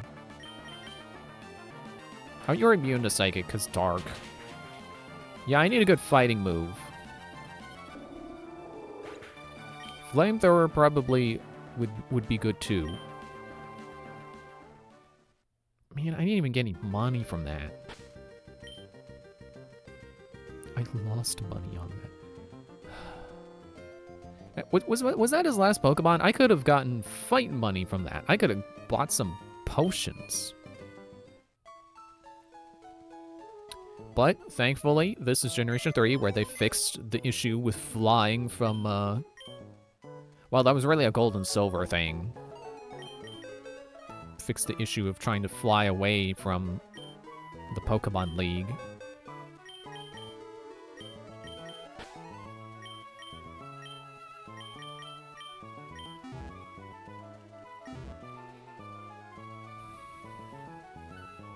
Also, you know what I can do?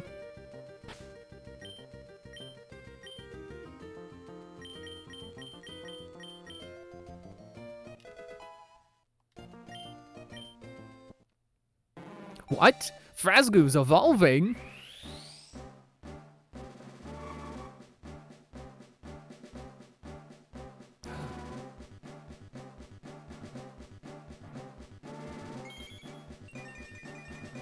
She's raising the other hand now! Whoa!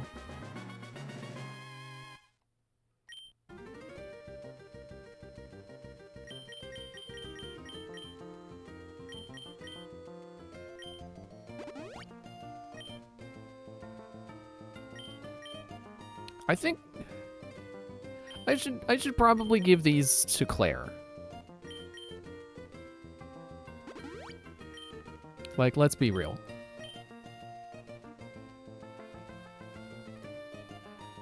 I mean, I know she's not my only physical attacker, but she's got Hyper Beam.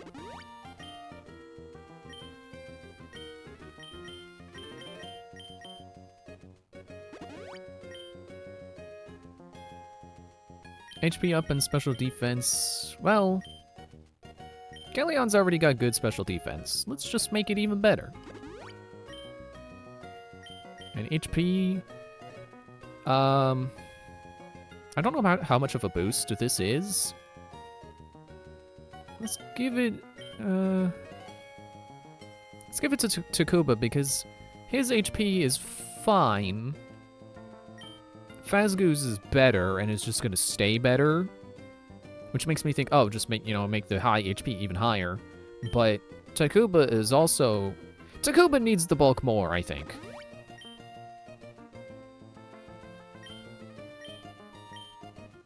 And then I'll just distribute these amongst my lowest level Pokemon. Which would be Galleon. And Phasgo.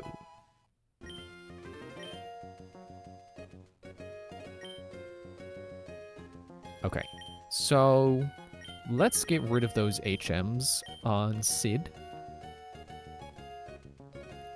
Where was the move for Getter? Was it Lily Cove? Also, yeah, something that made the break take longer was because I forgot where you can even buy super potions. I went to Mosti or Sotopolis and was like, oh, you can't buy them here. And then I went to Moss Deep, like, oh, you can't buy them here. Move deleter. Oh yes, I'm the move deleter.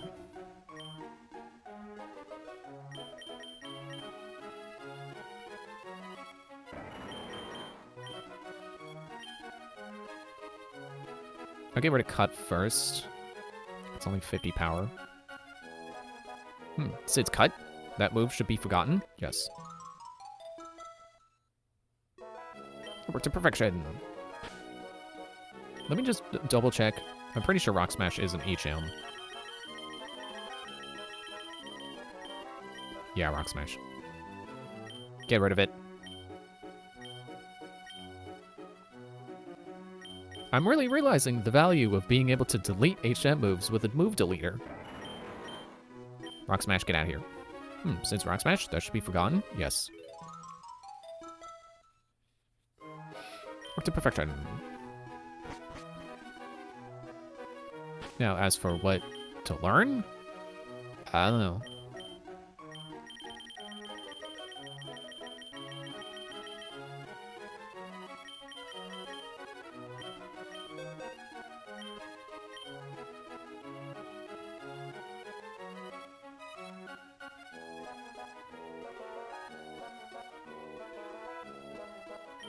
I guess Sid is learning, or no, you can't.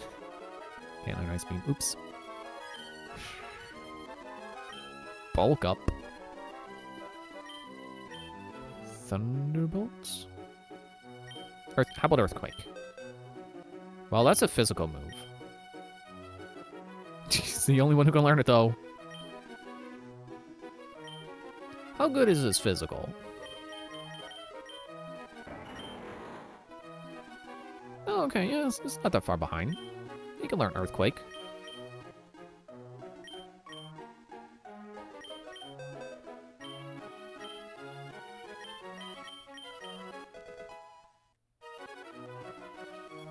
I would like him to learn another fighting move, though. I don't think I have one.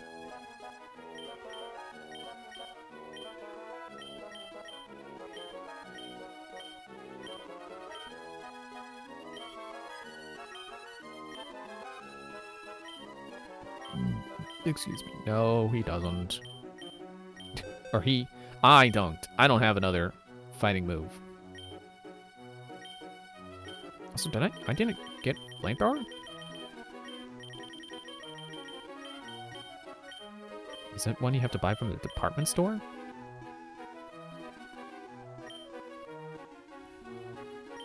How about aerial ace? Yeah.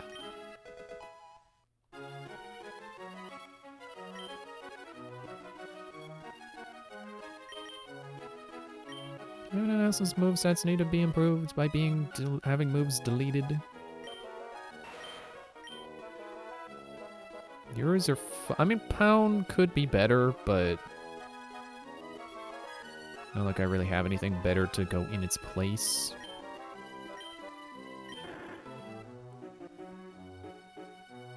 Same with Strength.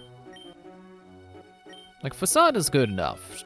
I don't even Strength and Facade. But what would go there? Can Kelly learn Ice Beam?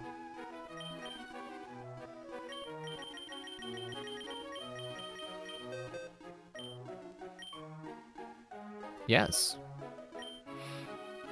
Oh, but she's more of a physical attacker. Well, oops.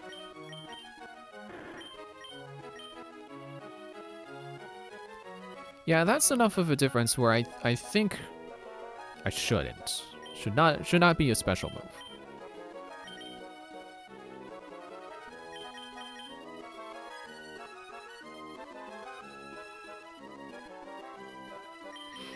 I guess I could teach her bulk up.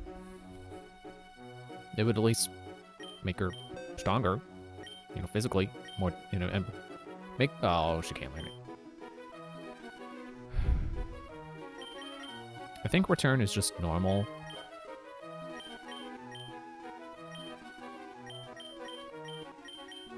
Any chance you could learn Steel Wing? No.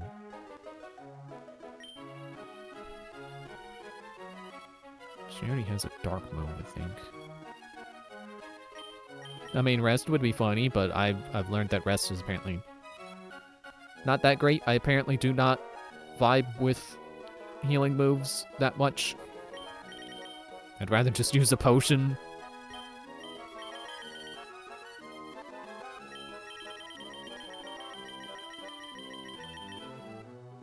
I think that's kind of the best I can do.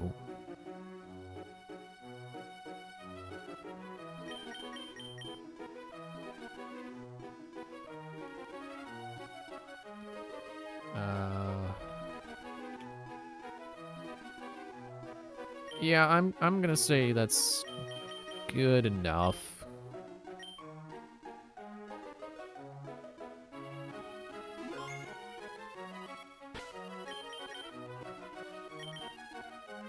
Let's go try again.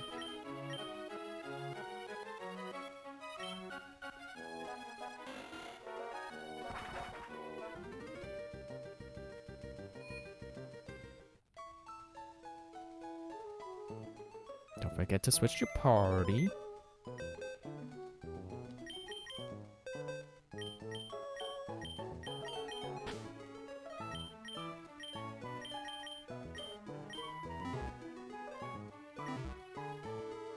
Okay.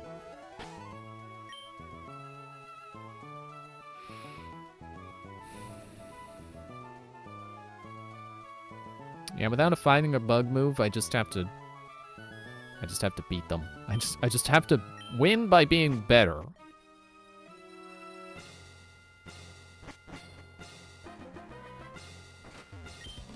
Welcome, Challenger. I'm Sydney of the Elite Four. I'm giving you the same speech. I can't even make it go faster by mashing B.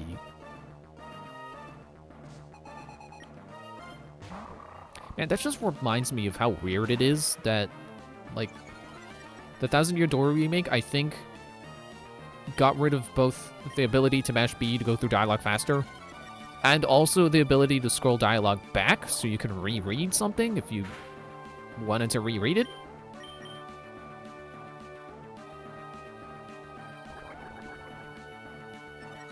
Like, it just makes zero sense to me. I mean, I know I'm not the only one to say that, but it's so, why would you get rid of something that wasn't even a problem? That was actively a good thing.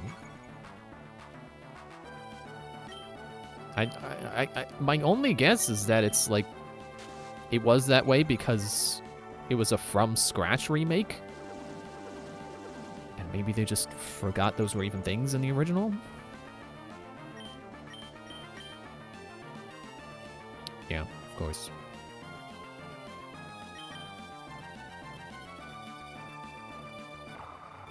Okay, bye. I'm already waving.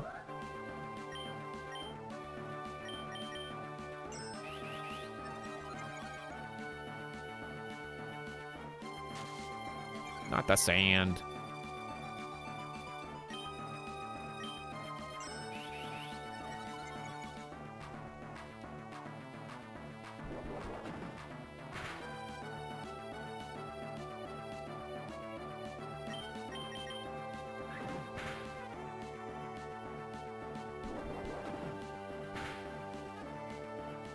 Come on.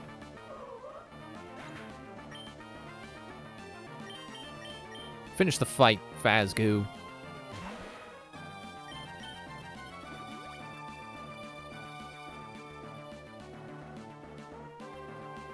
I always forget.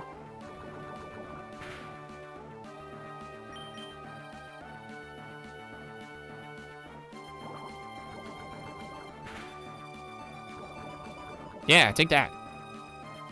Even if I keep missing, you'll keep hurting.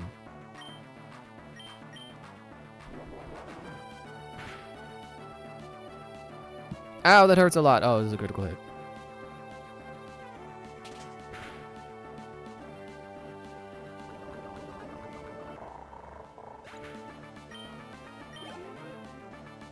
Oh, that wasn't even worth the experience.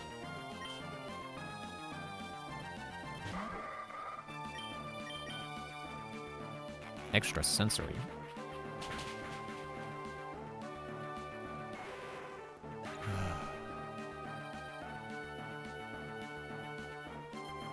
Great.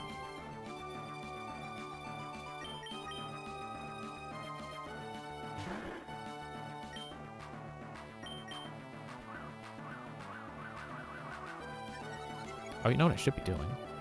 I should have Sid out. Well, too late. Kellyanne's already out. Keep screeching at you. When I hit ya, it's gonna hurt. Like Donkey Kong's gun. When he shoots ya, it's gonna hurt. It's supposed to be if he shoots ya, but it's the same difference. If you are hit by the attack, it will hurt. Like this!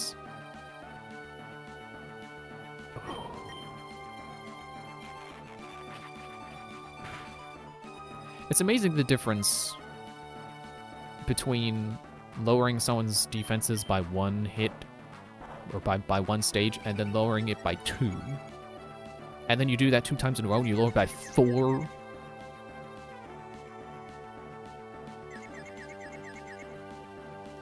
Dude.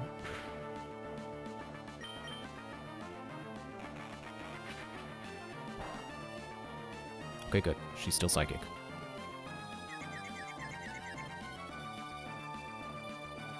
Aw.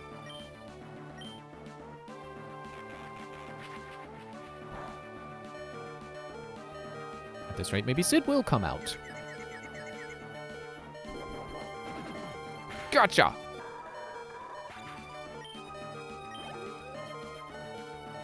Let's about to use Absol. Absolutely.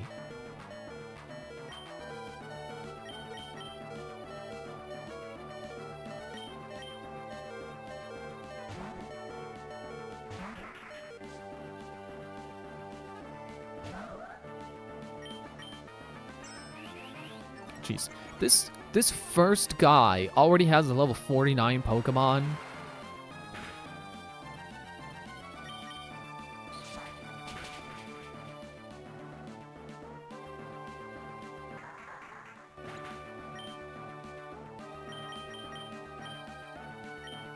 I don't have good options. Ah.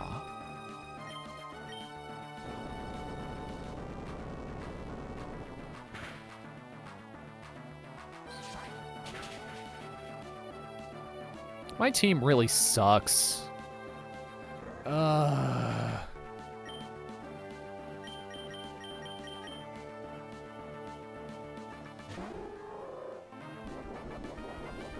you doing? Citrus berry?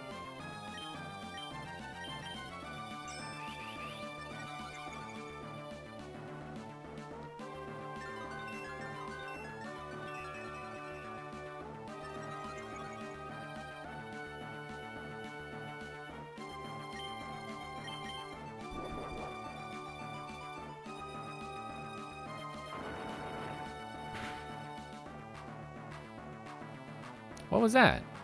I was like waiting for its opponent to make the move, but then I did and nothing happened. Ow.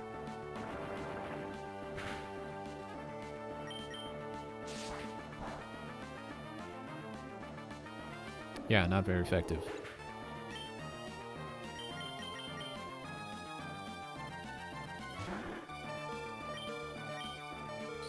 You know, I just remembered, I think the next part in Secret of the Mimic, after what I played, would be the part with Big Top. Big Top would be really cool to see in VR. Because, you know, he's big, so getting that sense of scale would be really cool.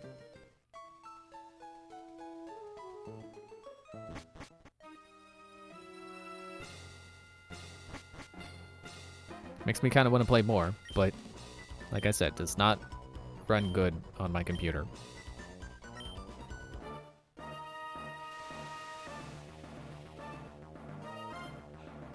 I also really got to finish Borderlands 2 in VR, because I have that, and I've barely played it.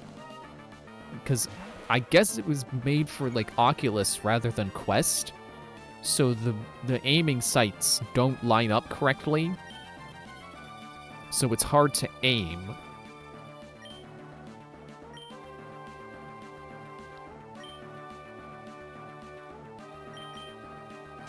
Of course, try to see how to attack first.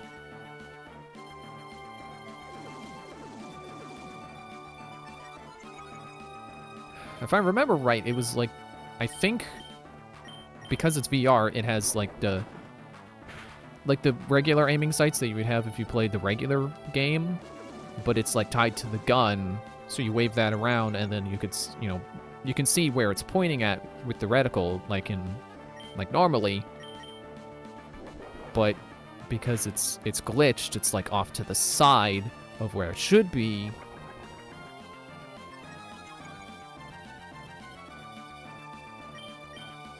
Which actually makes it where I have to, like, aim as if the gun is real and actually look down the sights.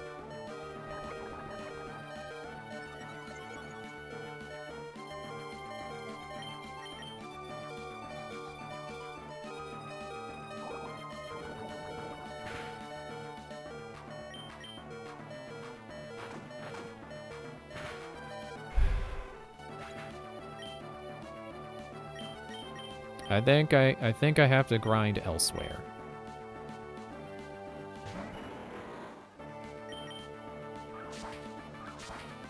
I mean, if I could beat this with, I think it was like my highest was 56 in Ruby. We're not too far off, but man, does it feel like my team is just terrible.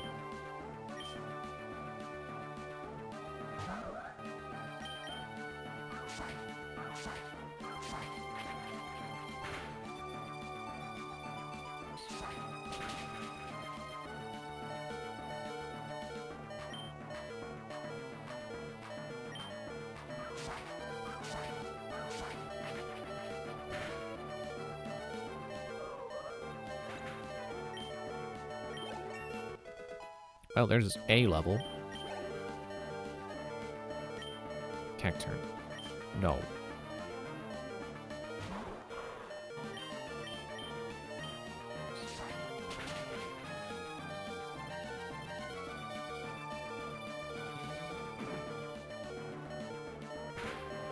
Ah, faint attack made me faint.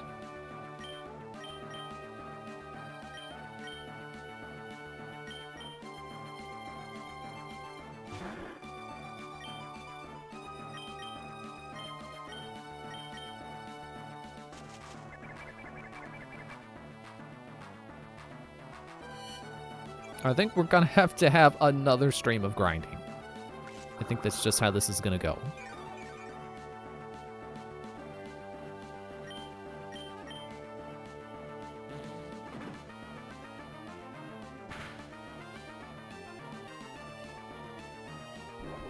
I do kind of hate that the Pokemon Center is like way farther away from the exit of the cave than it was in Gold and Silver.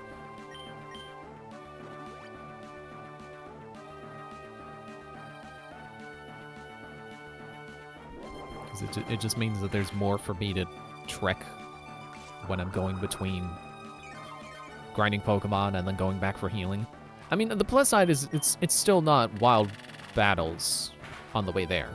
Like, if I stay near the door, I don't have to do battles. I just go through the door. I'm gonna get drained to death.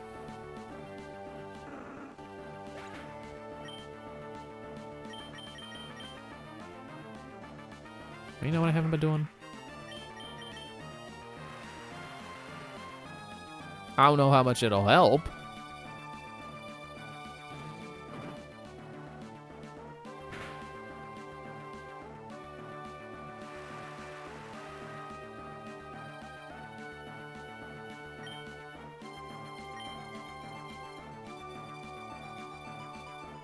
Immune ghost.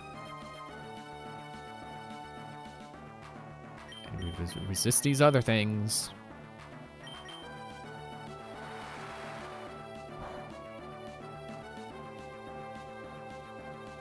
I guess just because you resist it doesn't mean you can't still hit hard. Don't I know that? Doesn't, you know, Moondrop sure knows that.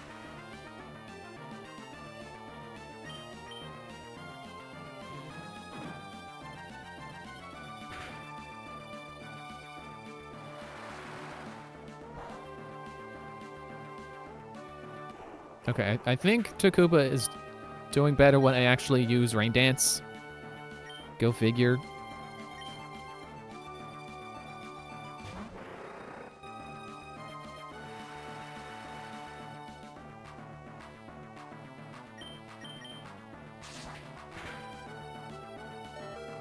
Ow.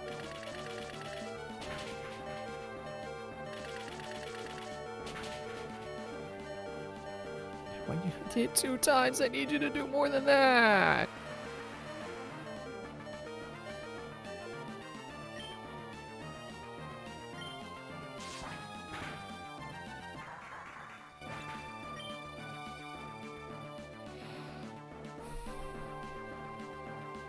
You know, there is the move reminder. Maybe I should get rid of strength on Galleon and remember slash. That is an option. Assuming I have enough heart scales. I don't know if it's 1 heart scale per remember, or if you have to spend one every time, or if the cost is dependent on what the move is. Well, thanks. I was about to double or raise my attack by 2 stages anyway.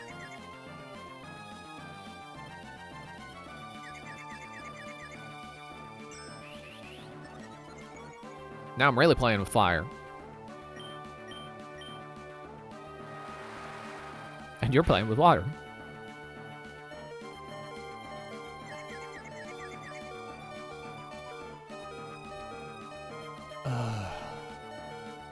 Come on.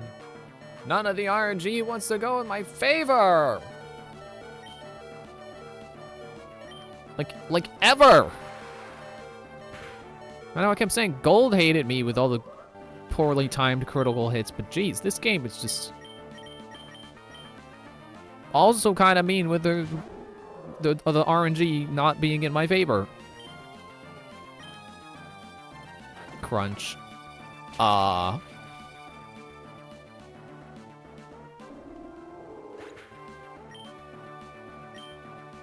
I really think that the amount of wild battles I ran from really made a difference. Because I didn't have this much trouble in Ruby. I almost beat it on my first try in Ruby.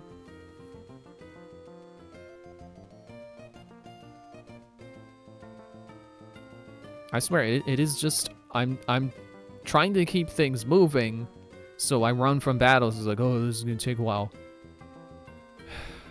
And then it ultimately catches up and I have to spend 4 hours grinding to be high enough level to beat the game, when I could have otherwise just been fine if I hadn't been running from everything.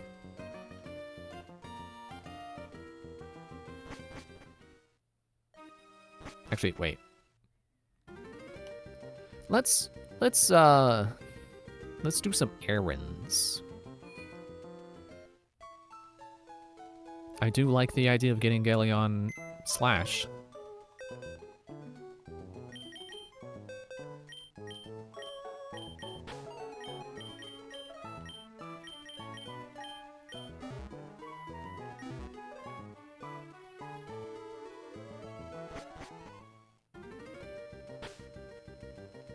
I also need the heart scale. Well, I need the move to leader too, but I also, let me get the wrong computer, heart scale out.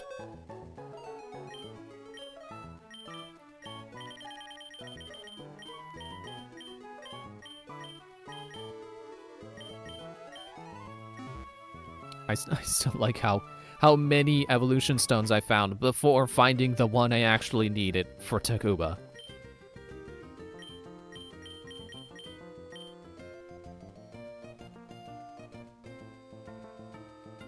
Where is the move tutor?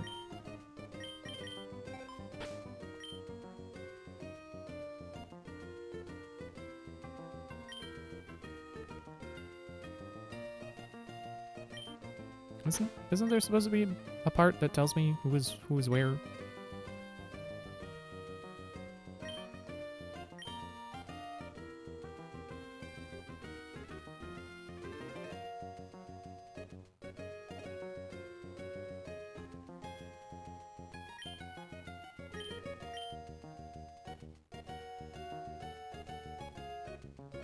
Yeah, old lady's rest stop.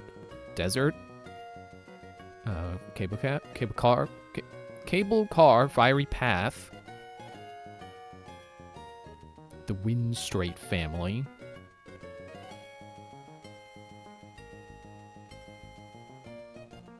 It just doesn't tell me who's in what town.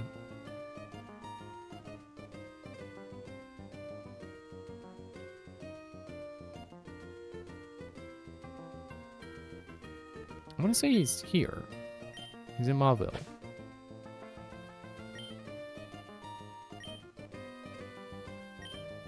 Does this work yet? Oh, it does. Cool Trainer Brook, Route 111.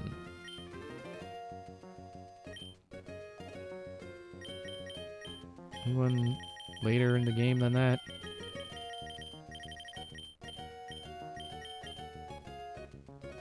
Birdkeeper Robert.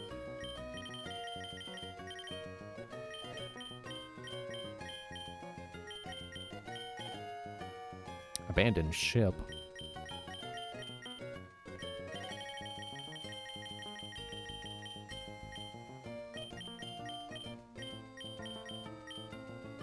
Let's try and find Birdkeeper Robert on Route 120.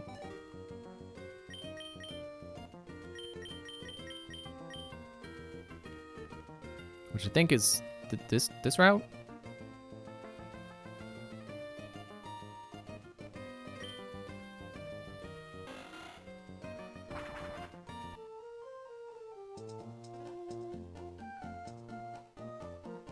I think the move tutor is here. I think that's a contest hall. Oh, game corner.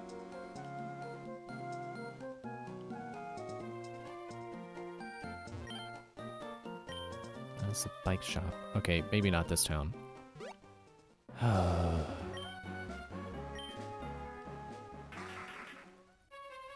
It's still good that they updated the map with how it works and tells you like what stuff it, for the most part, it tells you where stuff is. I thought it was this guy, it's not this guy.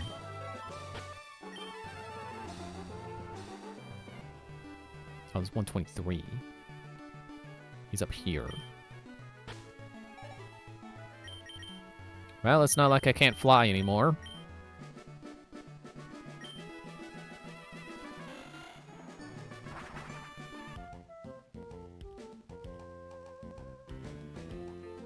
I don't think I've been in any of these houses, so move reminder's probably not here.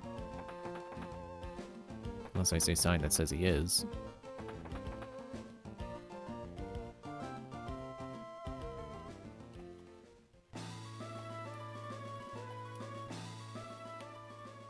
Don't know why my bike wasn't working. Also, I can't bike through this grass anyway. Is it you? Yes. Cool. That's a way better system than gold and silver. Like, you don't have to get their phone number. You don't have to call them to ask if they can battle. And you can have everyone in your book, it seems. Swablu.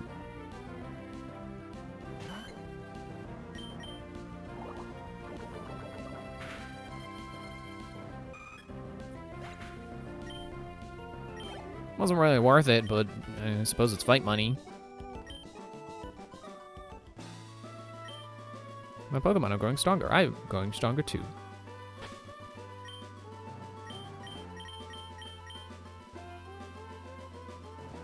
So Deleter is here. I think Reminder was earlier. Let's try Verdant Turf. Verdant Turf. Just sounds so funny. Verdant Turf. Wanda's house.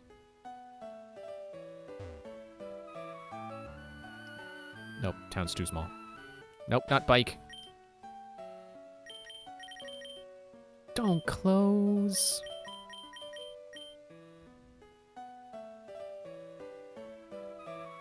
Westboro?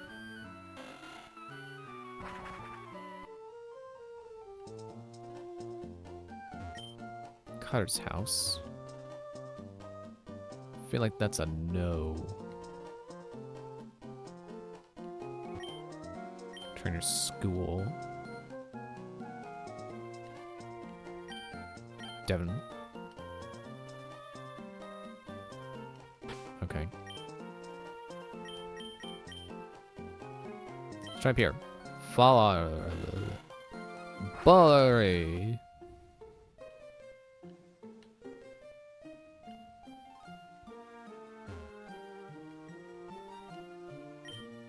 Move tutor. There we go. See how much it costs. Move tutor. I don't know. Change the Pokemon. I can change the Pokemon. Like, no hard skill. I'm collecting those now. Oh, this is beyond. This is good hard skill. Because you want me to change your move? Yes. Which Pokemon needs tutoring? Galleon. Which move should I teach? Oh, it just shows you the stats. Okay. Well, that would be good if I cared about contests, but not really. Thief, Tail Whip, Astonish, Lick, Scratch, Bind, Fury Swipes, Psybeam. I forgot she could even learn that.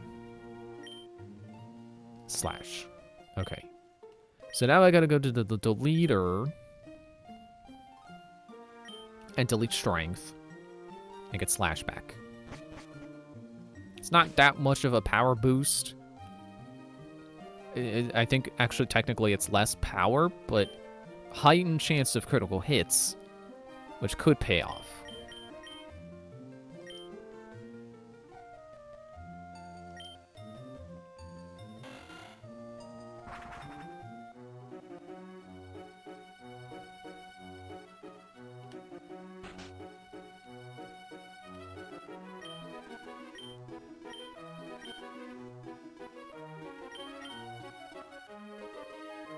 Galeon should forget strength.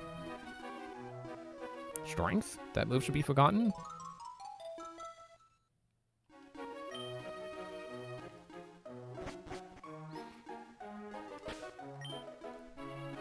Now we fly on back.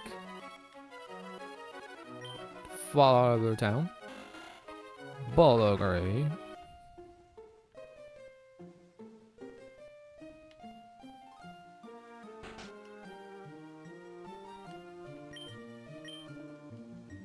Yeah. I know who you are.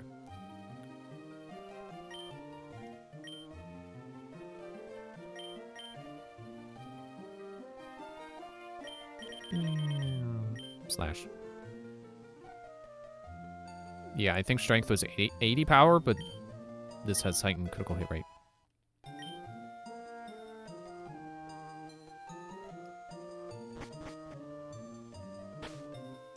You know, except for the move tutor needing heart scales, it's pretty handy. I'm just gonna make sure the moves are arranged in such a way that I can make sense of them. What does Sid's look like? You know what? That's fine.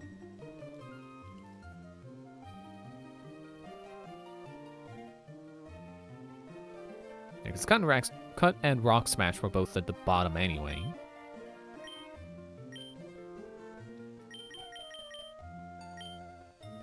Exactly 25 hours.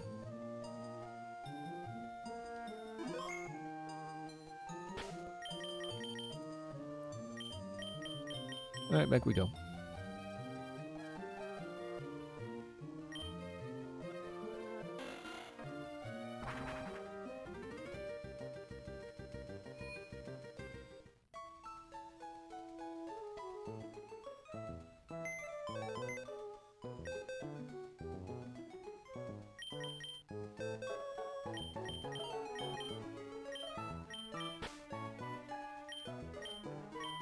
I do kind of feel like I should maybe replace someone with Mercy. I think I need a fighting type Pokemon. I think that would benefit me.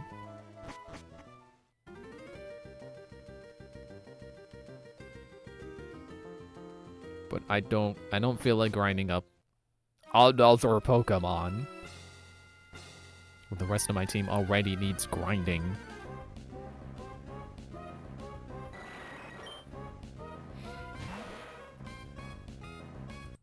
Hang on, I'm just gonna look for my Pokemon screenshot again. My Ruby. I should just move it to my desktop so I stop having to go digging for it.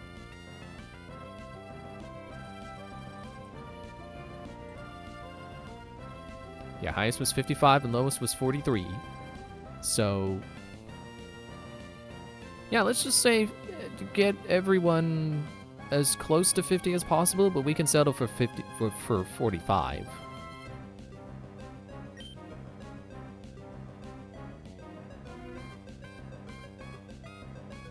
Does Pound still barely do anything to you, Golbat?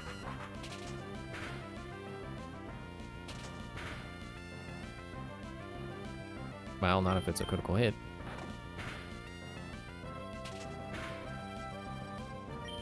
That's fine. It's fine. It's fine.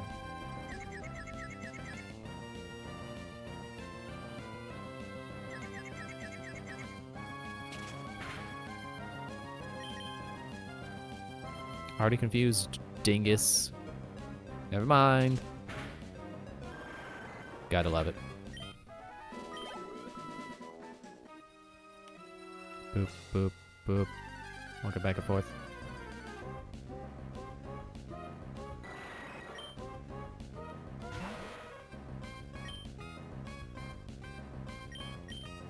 Acid armor, that way. Oh, we do even less damage.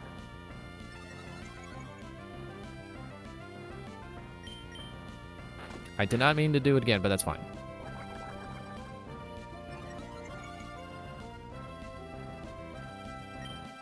Sludge. Oh wait, part poison.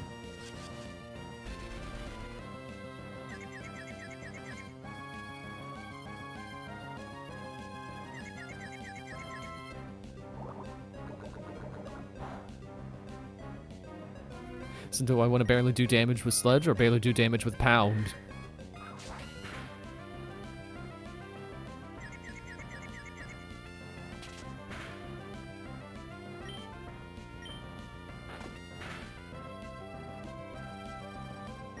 Okay.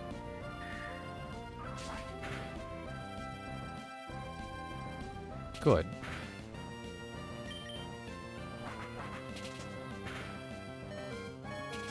Not good. Alright, let's switch to someone who's better. And is not dying.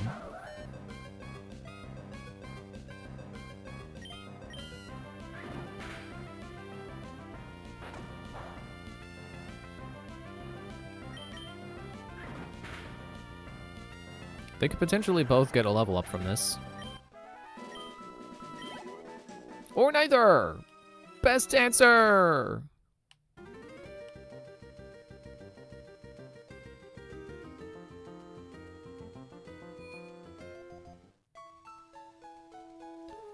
Whoops. So used to walking forward in the Pokemon Center.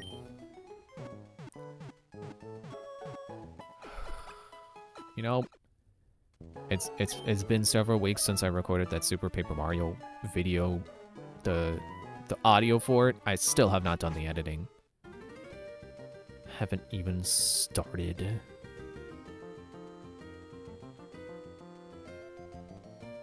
I also still have not finished my latest drawing, which I keep saying like, oh, I don't really need to finish it. It's just kind of just for practice. But the last step is shading. I might as well, you know? I'm faster than you? Okay. I love it. It's like McDonald's. I love it. I actually prefer Burger King. I've come to realize that. McDonald's is fine. I like their chicken nuggets. I like their fries. You know, no one can argue with their fries. That's not true. I feel like there is an argument to be made against them. But most people love the fries, and I think that's a valid answer as well. I think the Big Mac is just fine. I think their burgers are just fine. I mean, you know, I guess the thing with fast food is like, oh, it's not real food. It's like, I don't really care that it's not real food. Like, that's not supposed to be the point. You want real food, you chop up some vegetables and throw them in a pan with, like, oil and beef cubes or something. I don't know. I don't cook.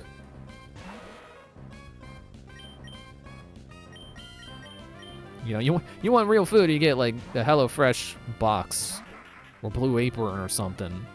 One of those. You know, do one of those style recipes, but like you don't go to fast food because you want real food.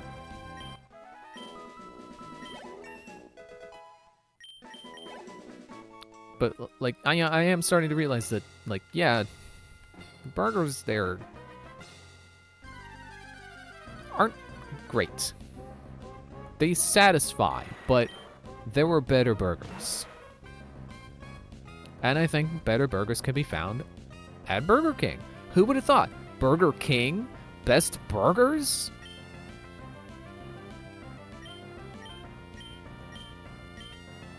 I'll just keep it Fazgoo. Or you can flinch.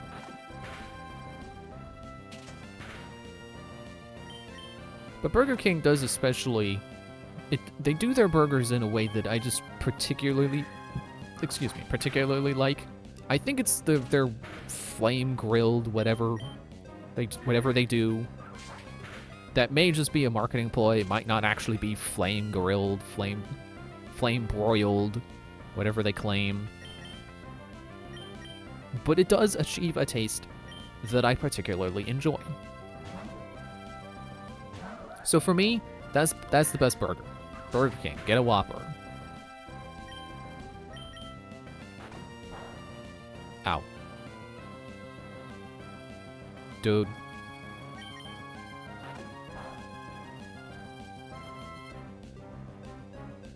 And you know, the funny thing is, I think the reason why I prefer that taste in a burger is because it reminds me of the Kid Cuisine cheeseburger that I would get as a kid.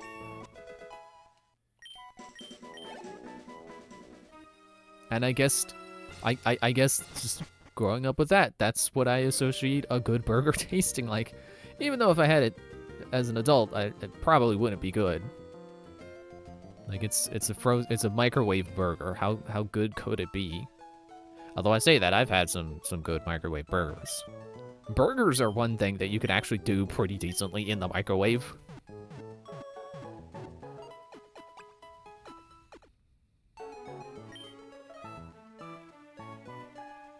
But I do wonder what it is. Like, it's not like they were like a special occasion kind of burger. 'Cause I think I eat them, I don't want to say frequently, but often enough that they weren't a special occasion.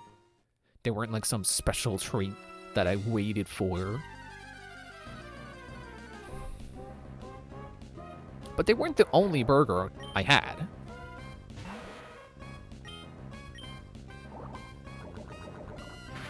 So I really wonder what made me prefer that taste of burger. Okay, good. Thank you for not doing Whirlwind again. Stupid.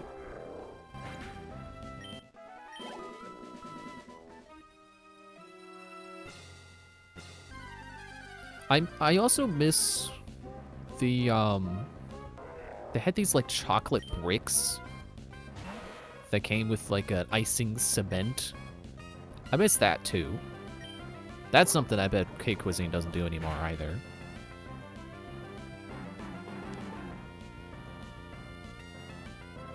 That does a wild amount of HP for what that move is. I feel like that's too much HP.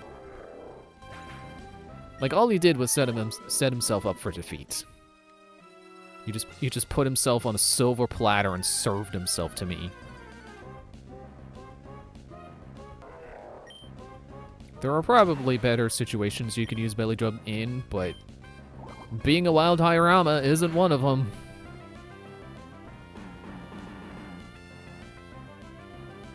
Like, look at that. That's more damage than I did to him.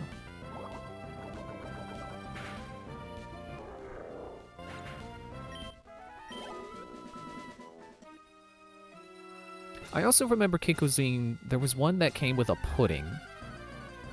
I kind of missed the pudding as well, but at least the pudding, I could probably just, you know, find whatever flavor of pudding that was and just go buy pudding. Like, it's pudding. How different could it be?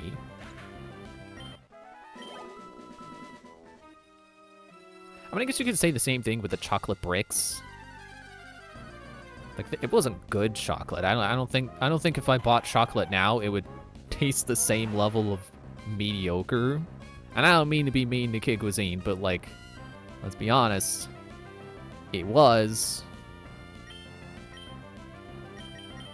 Like, I don't want to hype it up as like the best chocolate ever, or these incredible chocolate bricks. Like, no, remembering what they taste like, I can say no, it's just fine chocolate. It's just okay.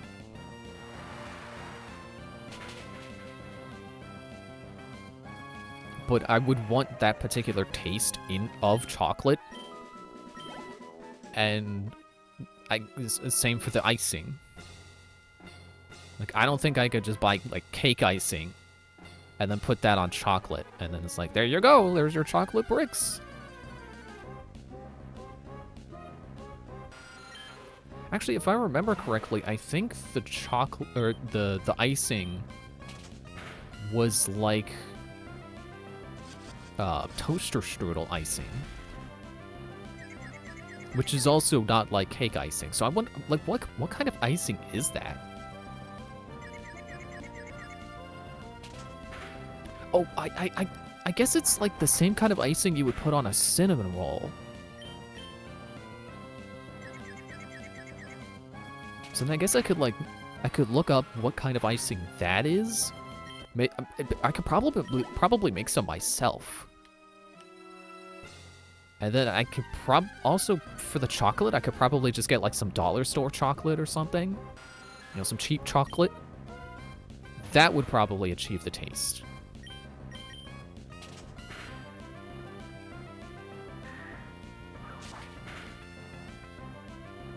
Critical hit. Ah. Haha! Critical hit you back, you stupid bat.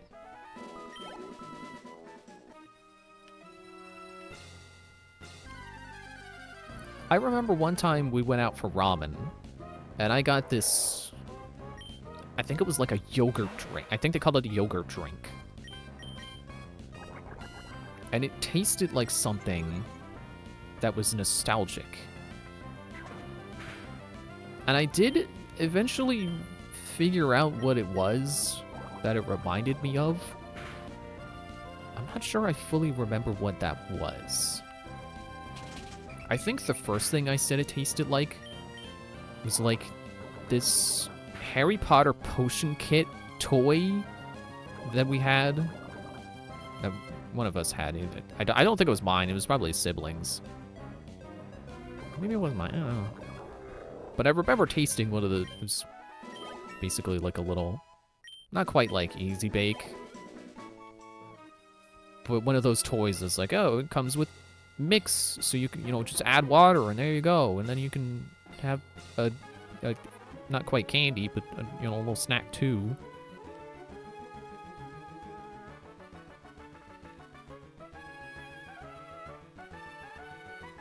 Yeah, I can't remember. I think there was something else I realized it tasted more like that was also nostalgic. I can't remember.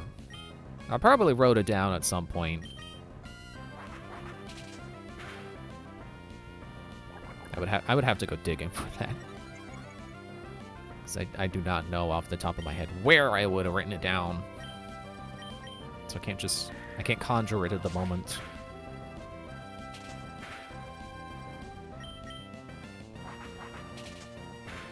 I guess grinding isn't so bad when I can think of something to ramble about. Excuse me.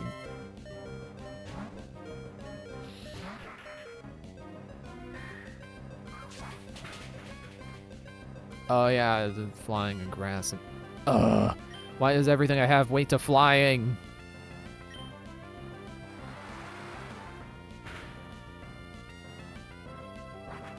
Just go down. Not Takoba!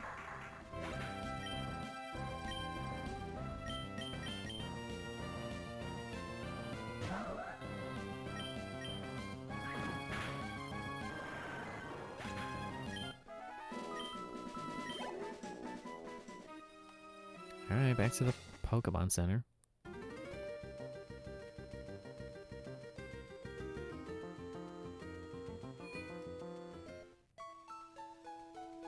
I'm trying to think about, like, other foods that I enjoy that I haven't had in a long time.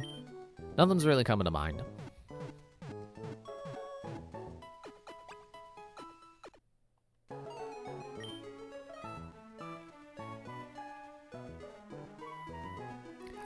One time I looked up a recipe for edible cookie dough. I ought to make that again. That's good stuff. I am definitely a person who thinks cookie dough is kind of honestly a better treat raw than it is baked. Like, fresh baked cookies are really good, but cookie dough, like raw cookie dough, just, it has an addictive taste.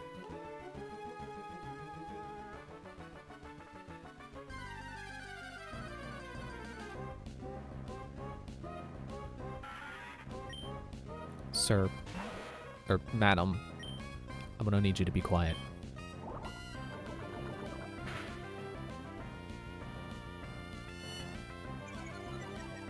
I'm gonna need you to lower your voice.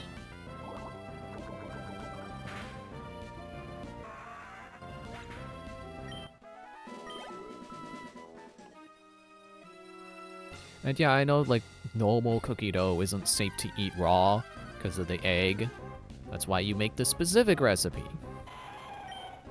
The no egg cookie dough, and then you can just eat it. Just eat it raw.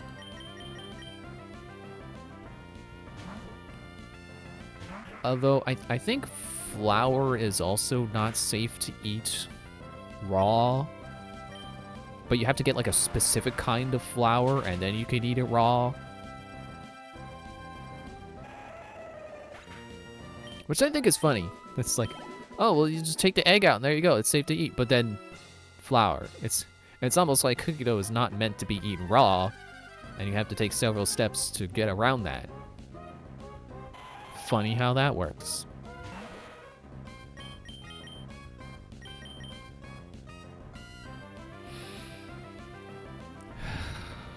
Would like other people to be getting experience, but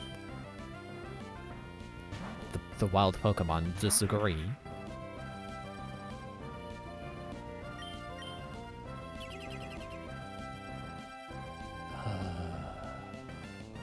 I love Protect. Protect is great.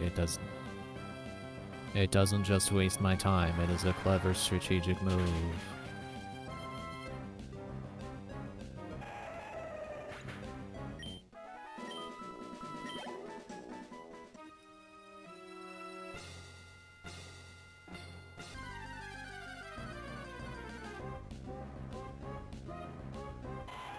Hello again, Protectron.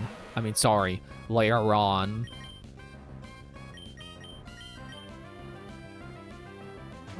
Or Lyron, whatever, however you say it, I don't know. However they say it in the anime, do the opposite.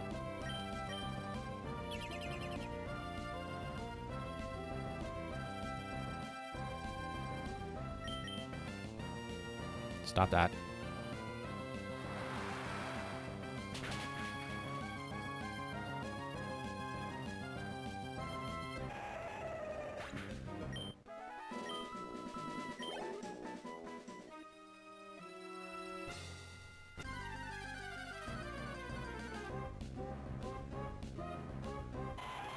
Hello again.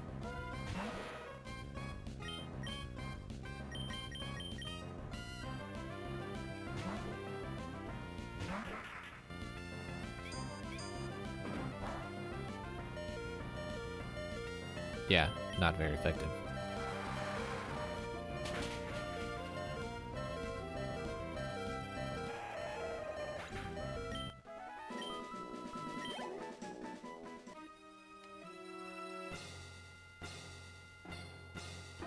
I had a train of thought and then I lost it. Sir? Sir. Quiet. Quiet down.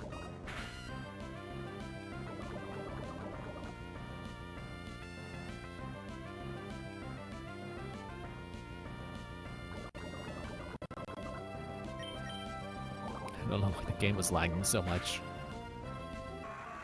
Oh, I guess it is 10:30. My wallpaper was probably shuffling at that exact moment. But the wallpaper on the other monitor that I can't see, so I didn't see it shuffle.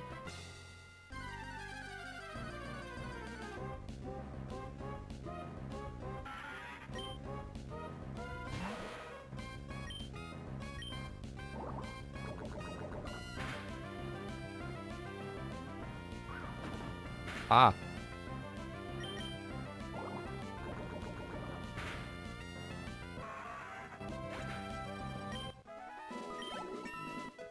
Level 42. 2 attack. Nice. Will that make a difference in being able to knock Pokemon out faster? Maybe. Maybe not. I don't know.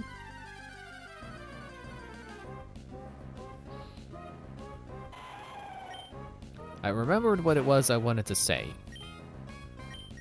Well, not punching Iron, Lairon, whatever.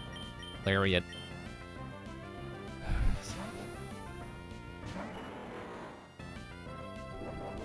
So I was just thinking about how Star Fox is getting a new game. Protect.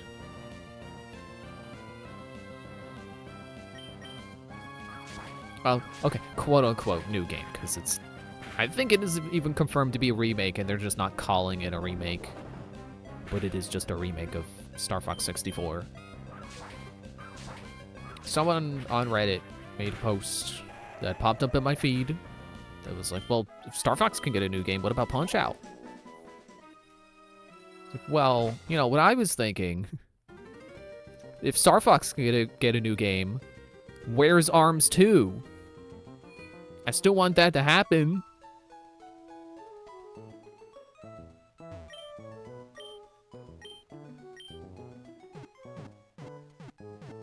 I think there was a leak a bit ago that said that they're working on a Switch 2 game that would heavily involve close quarters combat, which is speculated to, or close quarters combat. I think it said that, or like fist fighting, something that was implied arms, and also online connectivity, which would just be arms. If it's like, you could say, oh, it's a new Punch-Out. Punch-Out's not multiplayer, and I don't think they do that. I don't think they would make a multiplayer Punch-Out. You can't really make multiplayer Punch-Out. I mean, kind of. It would be more like the Game & Watch game Boxing. I think that was Game & Watch. Yeah. Excuse me. I don't know if you could do a 2-player Game & Watch Boxing, but I wouldn't see why not. Can I stop hiccuping and burping and stuff? I'm trying to talk.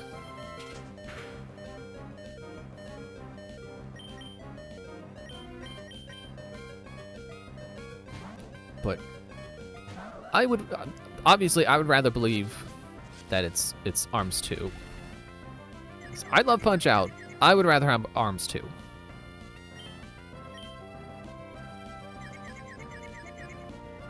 Dude.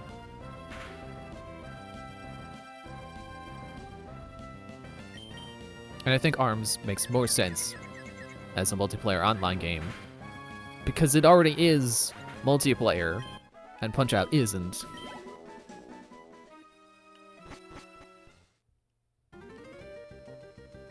So I don't remember how long ago that leak was, but I remembered that it happened. Would be nice for it to be true. I don't know if it came from the same source that speculated that there would be a new Star Fox. I don't think it was.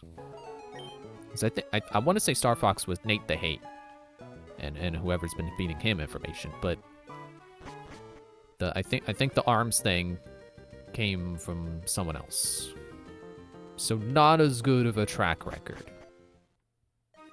But could still be real, who knows? Nintendo, that's who. Why do I keep asking who knows? Because I know who knows.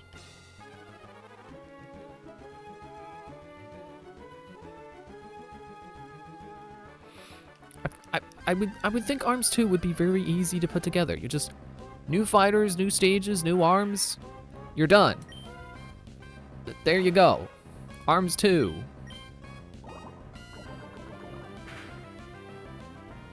It does honestly kind of hurt, like, how quickly Splatoon 2 happened, and how it's been almost 10 years since ARMS came out, and there hasn't even been a sliver of hope that there will be a sequel soon.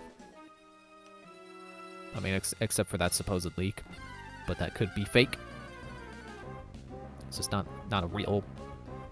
It kind of is a sliver of hope, but yet it's holding on to the hope that the rumor is true, so... Debatably not a true piece of hope.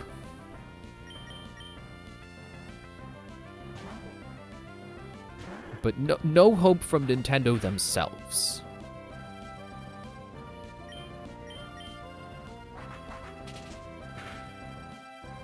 Stop that.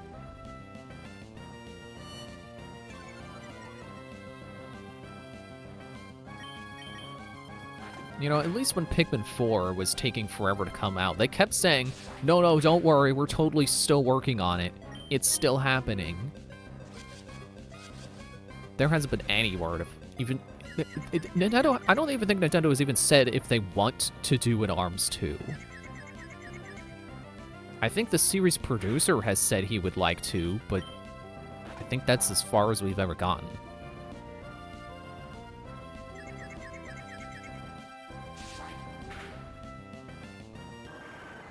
Get out of here, go back.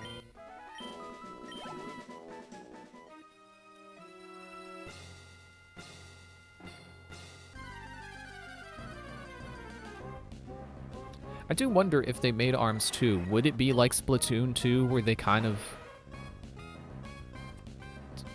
I don't want to say, like, rebalanced everything. But I feel like Splatoon 2 did come with some pretty significant rebalancing. At least in terms of, like, sub-weapons and specials. Because they got rid of, like, basically every special from the first game in the second game. So I wonder if they would do something similar to that in ARMS. I feel like yes. But maybe not heavily. Like, let's say, you know, you got Springman. He's gonna come back, because of course, he's on the box. Everybody knows Springman. And he will have the same powers. He will still have his shockwaves and his permacharge at low health. But maybe instead of having the same 3 arms that he would have, which I know sounds a little strange. Like, what, 3 arms? But I saw Springman's design. He only has 2 arms. No, the arms is in the gloves. So he's got toasters, he's got boomerangs, and he's got the tri-bolts. Well, maybe in ARMS 2, he would have toasters and maybe 2 different other arms. I would be a lot more okay with that than I would be with them being like, here's Springman! He doesn't have the shockwave anymore, and he doesn't have the permacharge. Instead, he's got these moves that are kind of similar, but they're not the same thing. They don't work the same.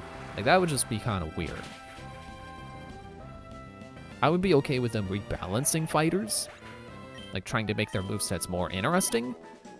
But not like how Splatoon 2 took away, like, the Kraken and replaced it with, like, the Baller, which is kind of the same thing, but in my opinion, less good. I like the Kraken better. And then they brought it back, and I think Splatoon 3 brought the Kraken back. It's still not as good, but at least brought back.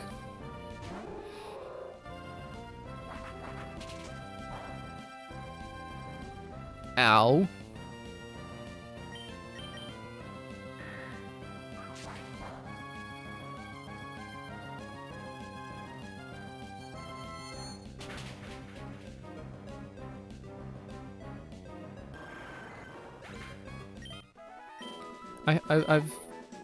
I made a post on Reddit because, you know, I was thinking about it. Like, what do people want?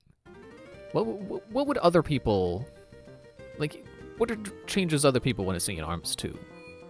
Because obviously I know what I want to see, but I want to know what other people want to see.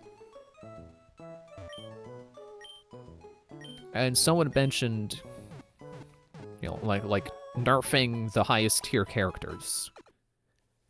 I would rather not see that. I would rather see weaker characters be made stronger. I think that's how Soul Calibur rebalances fighters. They never make someone weaker. They make the weaker character stronger. I think that's a much more fun way to balance things.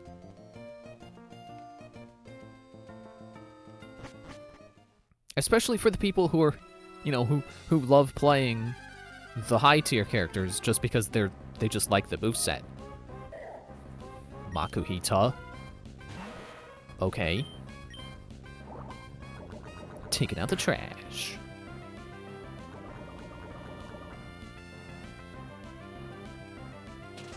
Like, trying to remember who all the high tier characters are.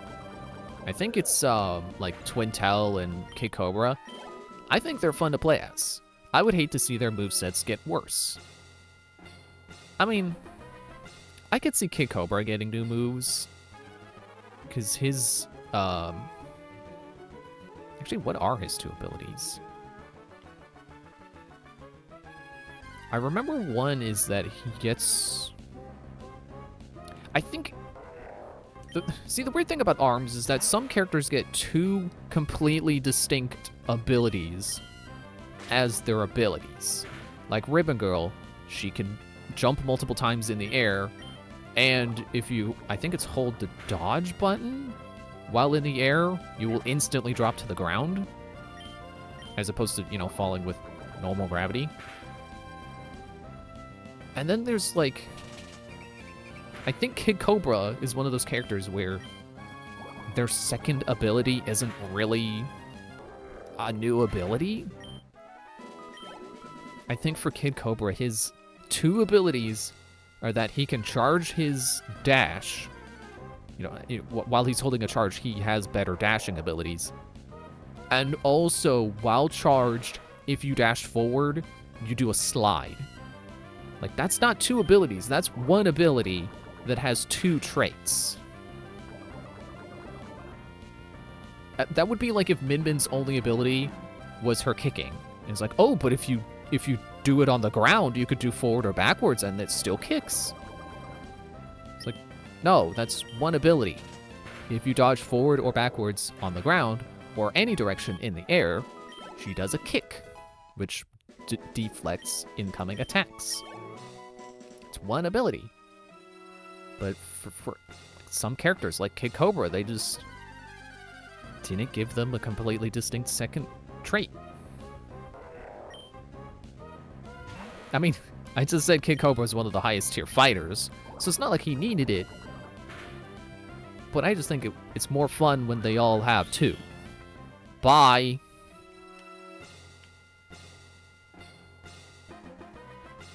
That would have been a funny part if the stream got cut off.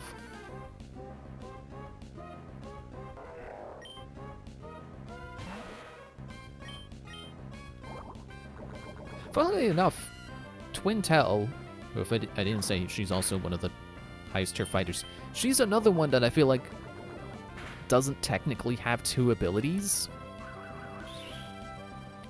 Bye. Because her thing is that while charging, she has an aura around her that slows incoming attacks, which can give you enough of a window of opportunity to get out of the way and completely avoid it. And you can do it in the air, and it gives you a better dodge. I didn't mean to go up there. Hello? Thank you.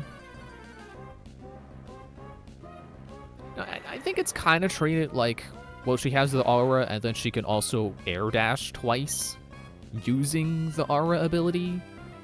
But I still feel like it's not really two abilities.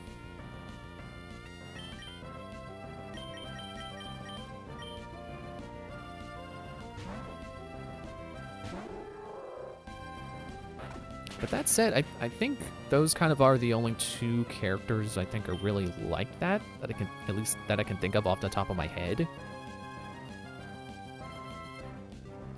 I guess Ninjara, No, he's got two abilities. I was gonna say his is treated like, oh, vanishes in the air and also vanishes on the ground with his dodging. No, it's his dodge makes him vanish. And his guard also vanishes. When he blocks an incoming attack, he will poof. I don't need a heal. What am I leaving for?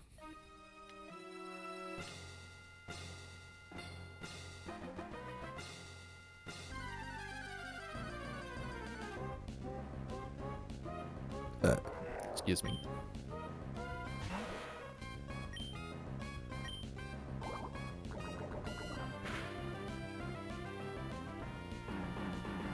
Thank you for softening yourself up. Seriously, that's like 50% of his HP. That is too much.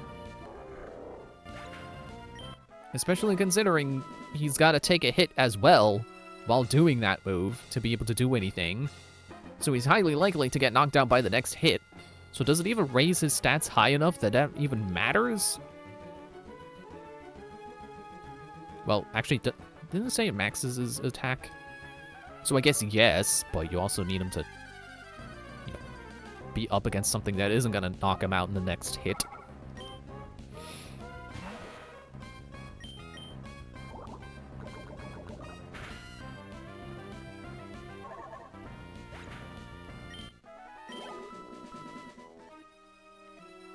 I've seen people toss around the idea of ARMS potentially getting a Switch 2 edition instead of a sequel.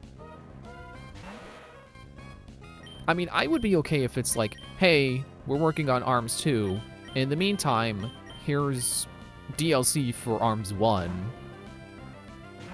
I'd be okay with that. You know, as a holdover, as something to hold us over until the sequel is made. And it's like, hey, we need more time. Here's something else. Yeah, perfectly fine. But instead of a sequel, it's like, here's DLC. See you again in another 10 years. I would be kind of upset. I would not be very happy. Especially depending on how much content it's added. Because I feel like a Switch 2 edition imply, you know, especially because they already updated the resolution and frame rate for Switch 2. So it would just be DLC exclusive to Switch 2. And I feel like it just wouldn't be enough content. Even if they did, you know, the same amount of new fighters that they did when they were doing free updates, which would be 5 fighters. I would argue 4 fighters and 1 Echo. You know, I'm not really a fan of Springtron, but he is technically his own fighter with his own traits. He didn't come with his own arms, which to me is like, it's not really a new fighter in that case, but whatever. Like, even if they did 5 fighters, I would still not be happy enough. Because I want more modes and more stages and more balancing and stuff. I don't want to just get some new fighters and a few new arms and that's it.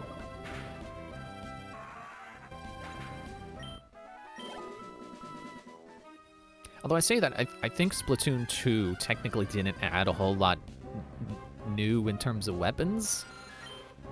At least at first, I don't remember. But if I do remember correctly, wow, your defenses are not very good. Well, I guess you are 10, almost 10 levels lower, but anyway. I think I remember people saying that most of what Splatoon 2 added was just adding back the stuff that wasn't in at launch that was in Splatoon 1. I don't know if that was also the case with Splatoon 3, but I think it did better. But this being the same developers, I could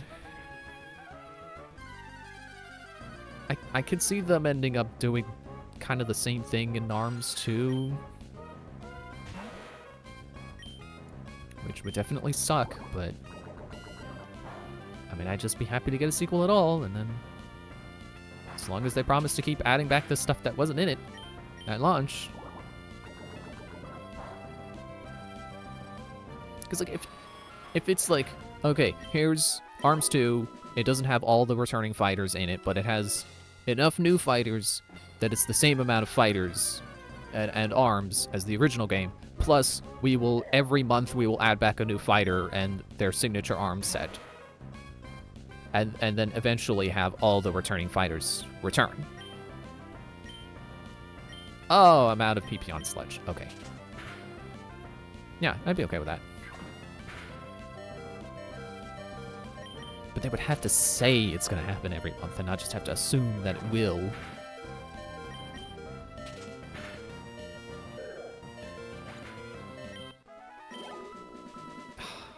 Okay, fine. We're going heal.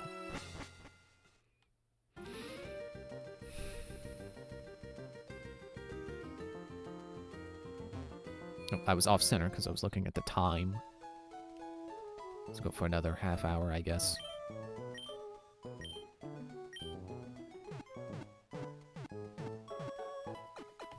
I think besides like new content and in terms of like new fighters, arms, stages, etc., The thing I most want out of ARMS 2 is more rules that you can adjust to ARMS test.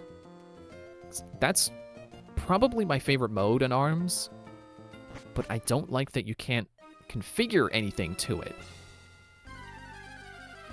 Because it's basically just, it's a mode that you play, and you will fight one round against a random fighter, and you and them will both have random arms available.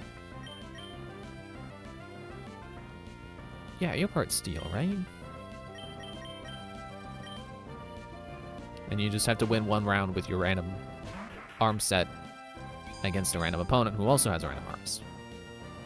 I would really like the ability to adjust the randomness. Like, be able to toggle certain arms off so they don't show up. Toggle certain stages so they don't show up. Toggle certain fighters so they don't show up. I would also like to be able to choose whether or not minigames show up in the pool. Because sometimes you just get a minigame and you have arms that you just can't win the minigame with. And that's no fun. And then other times you're on a winning streak of 15, and then, oh, surprise, it's Springtron. Good luck. Which, by the way, Springtron is... Okay, we're not battling that guy then. Springtron's the secret boss. Or super boss, whatever you want to call him. If you go through Grand Prix, I was going to say story mode, it's not really story mode. If you go through Grand Prix and you win every fight without losing a single round, Springtron shows up after your 9th opponent. And he's difficult. Funnily enough, I have the best luck beating him with fighters other than the one I play as the most. Min Min is my main. No joke intended with all the M's. And I have, like, the most trouble beating Springtron with her.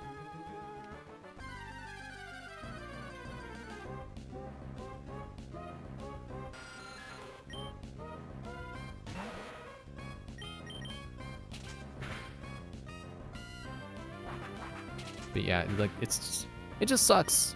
When you're having a good time playing ARMS test, getting random arms, really getting to have a taste of all the different arm sets that are in the game. Because otherwise you have to manually select different arms for your loadout. And I don't like doing that. It's just easier to play ARMS tests. But then sometimes the fun is just completely ruined because they throw Springtron at you or Dark to Coil, and then you lose, and it's like, ugh. And then the difficulty resets and your score is set back to 1. That's no fun.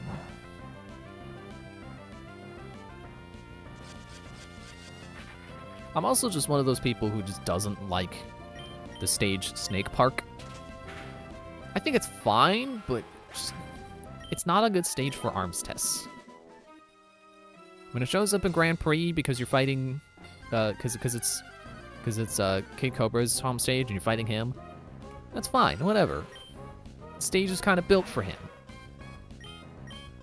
But it's just, it's kind of annoying. I don't really like that stage. I prefer trying to not fight on the snake boards, which is the stage's gimmick. But I don't always get the hang of anticipating when the AI is going to jump on the snake board. Because that's something you... I feel like I rambled about that in my Let's Play. But like that's something you could do with that stage. It's like, if you don't get on the snake board and you knock your opponent off of one, if they're the AI, they're probably going to go for the snake board. They're probably going to get on. Which kind of makes them easy. It's like, oh, if they're standing next to a snake board, they're probably going to try to jump on. So you would want to aim your attack for the snake board so that you hit them the moment they jump on. But it doesn't always work out, so sometimes I'm the one who loses because I'm so focused on trying to get them off the snakeboard.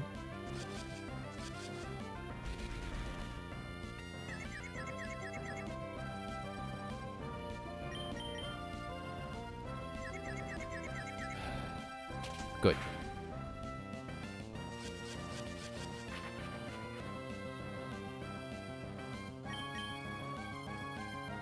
Good. Thought it was saying Fazgu was out of PP for a moment. I was like, what? No, snapped out of confusion.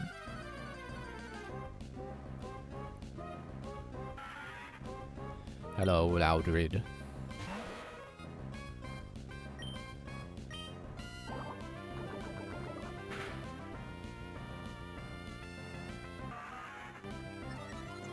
I keep thinking that's the move that I keep thinking that's Roar. It's like, oh great, Loudred just kicked me out of the fight.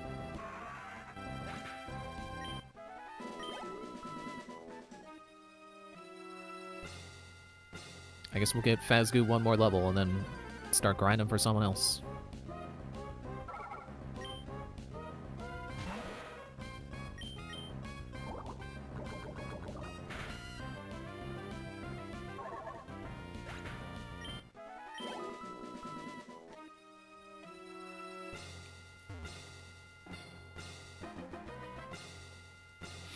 I should look into that arms mod that adds new arms. I don't think all of them are going to be winners, but, you know, it'd be new content. It'd be fun to play.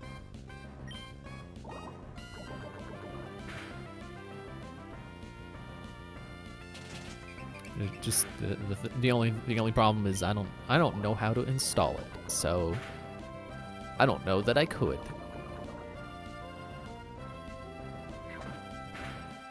Ow.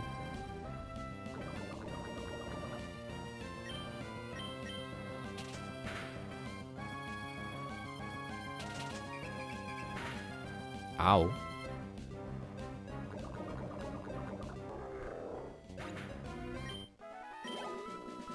I don't know why I just remember this, but I remember Borderlands 4 has been out for a long time. I should see if it's gone on sale yet. I love Borderlands, but I don't want to pay $70 for Borderlands 4. Especially if it's going to be on PC instead of Switch 2 like I wanted.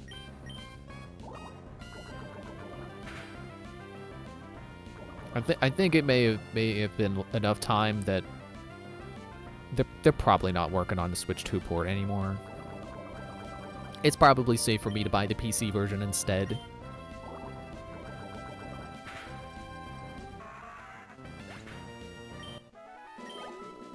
As far as I've heard, I don't even think they've been good at patching the PC version.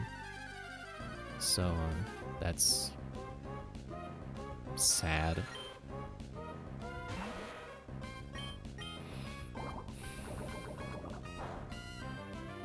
I'm just gonna pretend it's because Gearbox is too busy making Battleborn 2.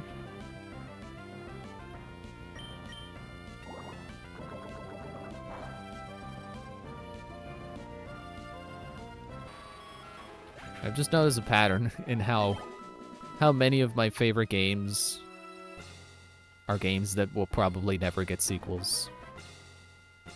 I mean, like I said, ARMS 2 I think is a possibility. I don't think I can say that about Battleborn. I think I know the developers themselves would love to return to the universe of Battleborn. They would love to make a sequel. Are they gonna get to? Probably not. Because the problem is that they don't I think they don't technically own the IP. That's 2K. So they need 2K's permission to make Battleborn 2. And 2K probably isn't gonna say yes to that because Battleborn 1 didn't exactly sell. And in this economy where everything's gotta be profit, profit, profit, yeah, it's probably not happening.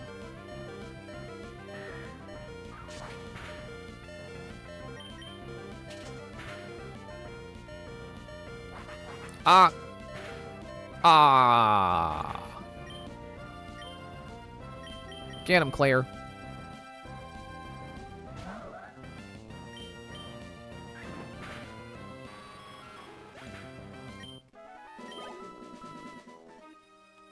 I guess I also can't say that Has Been Heroes will never get a sequel. But that's another thing where it's like, it's been 10 years. I don't think the developers have said anything about potentially working on a sequel. They're probably not making a sequel.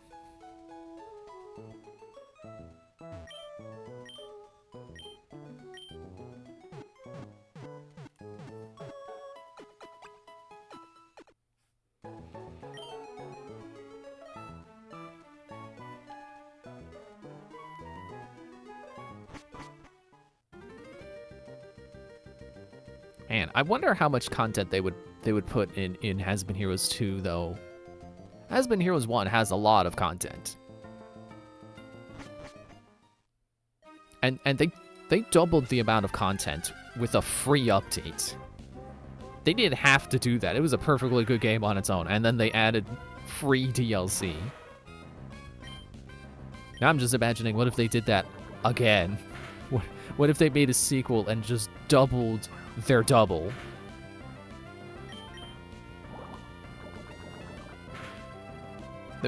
That would probably never happen. A sequel, yes. A sequel that has twice as much content as the original game plus the DLC? Probably no. But I can dream. And then wake up and be sad. Like when I dreamt that ARMS 2 was officially announced.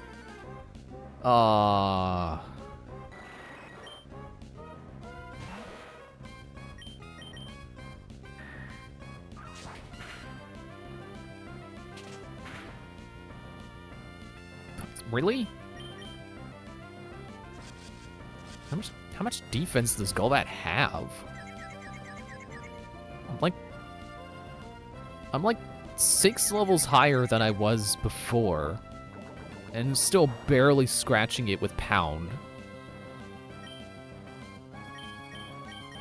What the heck? Pardon my language. I know English is frightening to some people.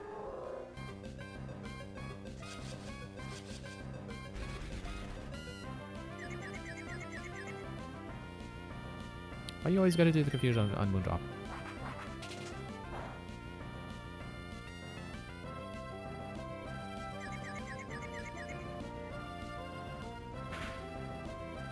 It Has Been Heroes is a case where I would definitely rather a sequel have all of the original characters plus new ones, rather than go strictly for new ones.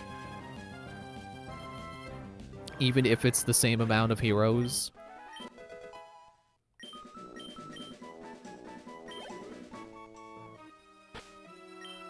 Okay, so now let's do Galleon.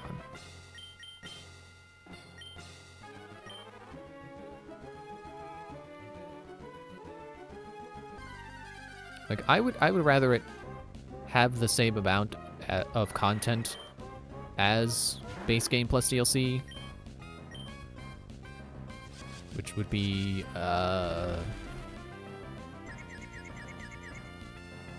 what's 4 for 2 of the classes? No, it's 4 per class.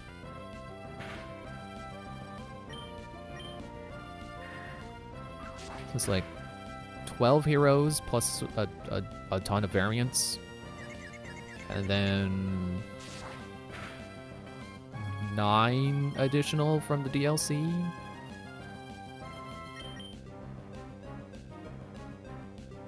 So that's 21.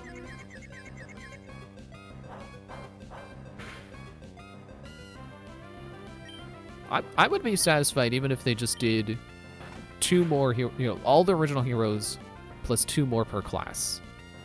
I would be satisfied with that.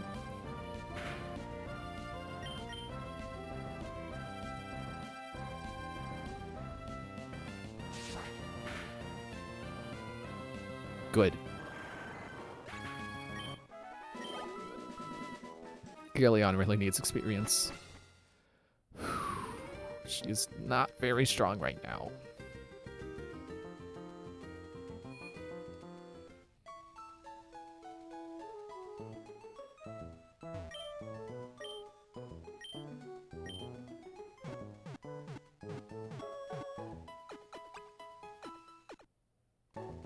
I really ought to get back to making the scripts for the Has Been Heroes videos I wanted to do. I should probably make the young heroes their own video, because that's kind of the thing that stopped me, was I was working on talking about all the heroes, and then it's like, oh, well, I gotta talk about the young heroes too. But then I realized that all the young heroes have their own stats based on the different weapons, and the wiki doesn't have that written down, so I'm like, oh, well, why don't I write that down? But then I don't want to just start a run and then end it immediately just because I'm writing down all the stats. So I want to finish the runs, but then, you know, that could take a few hours.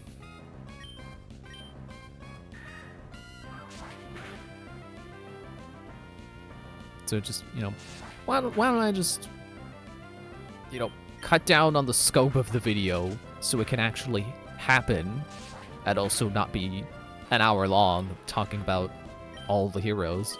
Just save the young heroes for their own video.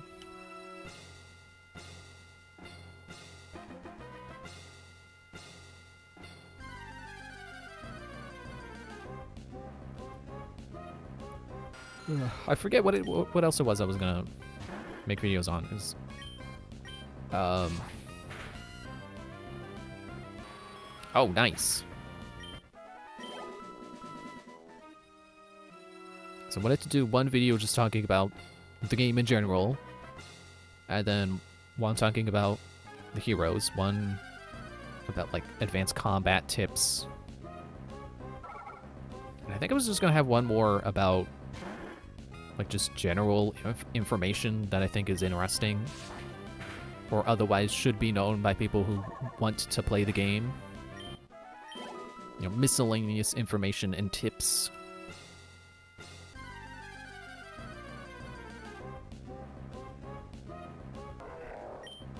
Okay, well, I don't like you. What do you mean you missed?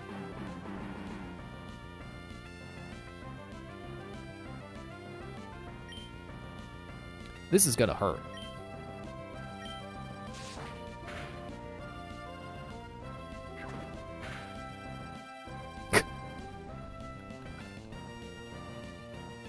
Maxed out attack, huh? Well, okay, I guess that was is that a dark type move? So it's not using his maxed out attack. Smart. Wild Hariyamas are dumb. Trying to learn Substitute. So that, I believe, also cuts down your HP. Yeah, a quarter of your HP to create a decoy.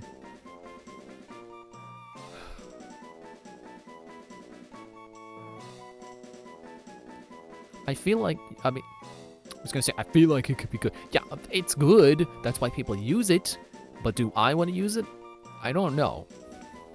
I think it could help avoid, like, being put to sleep and confusion and, you know, the annoying stat moves.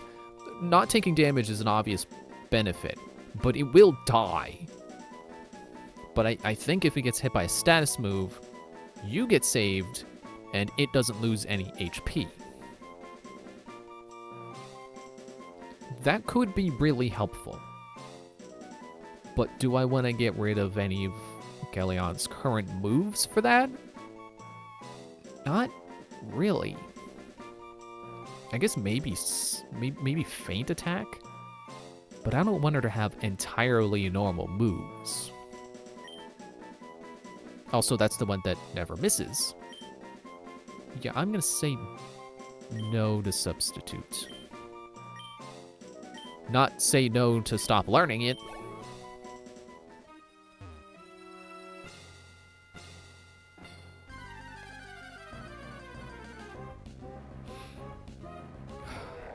You again.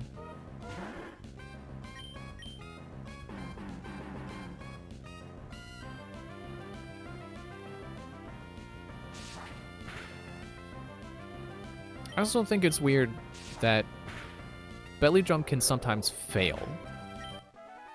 I don't know if that's a trait of just when it's a wild Pokemon, or if in general it has a chance to fail. Because if that's the case, and it can just randomly fail, belly drum is a really strange move to me.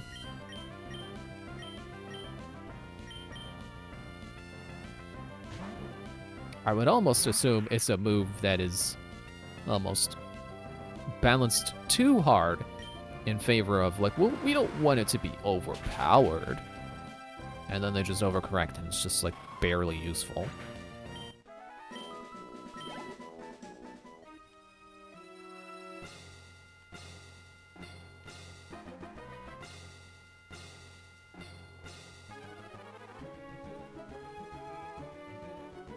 Come on.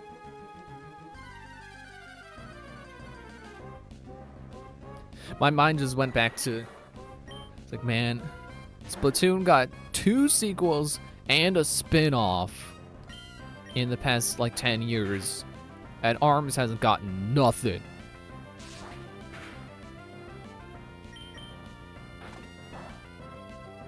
But it's the same development team, so it's like, well, of course they couldn't make ARMS 2. They were busy with all the Splatoon sequels. And Mario Kart World. And Animal Crossing. I think it's all the same team.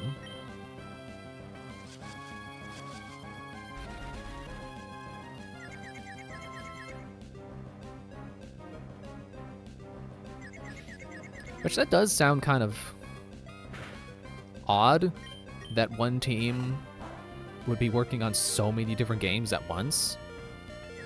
But I don't know, when that's your job, to show up every day and, like, work on a game, I guess it makes sense that you have several things you could be working on, because, like, okay, well, what if you're the art guy, and you finished all the character models for Animal Crossing? What are you doing then? Make the models for Mario Kart World. That's what you're doing next.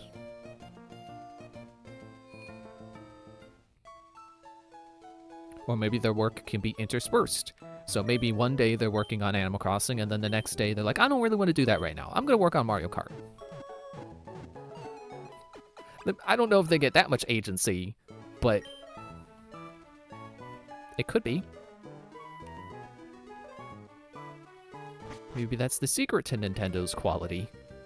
Let your artists work on the thing they feel like working on that day, from a list of things that need to get done. Because, like, yeah, sure, it's still a job. They still have things they need to be doing. They can't just slack off and be like, I don't feel like doing that today, I'll do it tomorrow. But, like, if they're getting something done that day, then I feel like that's good enough, right?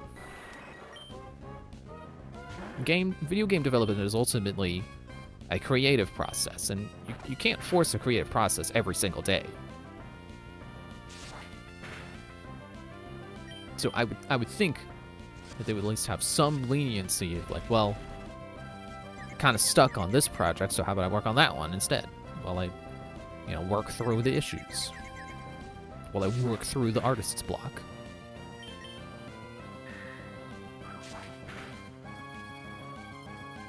Ow.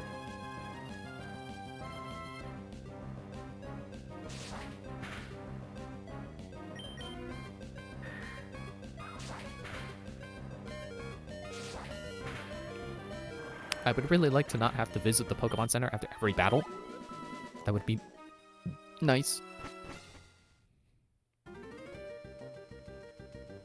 Throat, stop making noises. You're done. You already burped.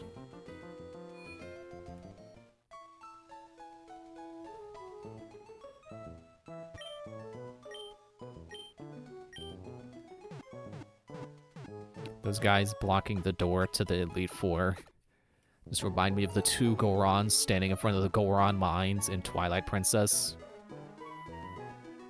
And the giant side steps that they take when they move out of the way.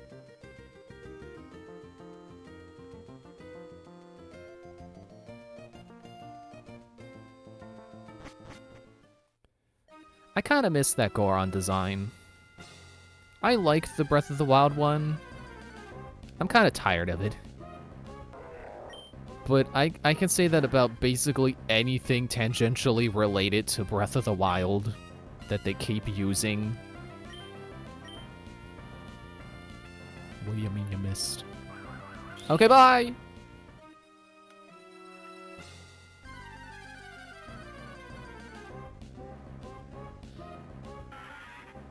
I know I've said it a lot, but like, man, I can't wait for Zelda series to get a new aesthetic. I'm tired of Breath of the Wild. Like, the more I play Breath of the Wild, the more I realize the more I realize how good it is. But also, I'm tired of it. I'm tired of its aesthetics. I don't want Smash Link to still be Breath of the Wild Link or Tears of the Kingdom Link. I don't want to keep seeing it brought back with spin-offs. Just move on, please. Please, I'm begging you, just anything new. I mean, I know we got Echoes of Wisdom, but that's reusing the Link's Awakening remake art style. I want something completely brand new. 3D. I think Echoes of Wisdom also still borrows some design elements from Breath of the Wild. Like, I think their Gorons have the same proportions as Breath of the Wild Gorons.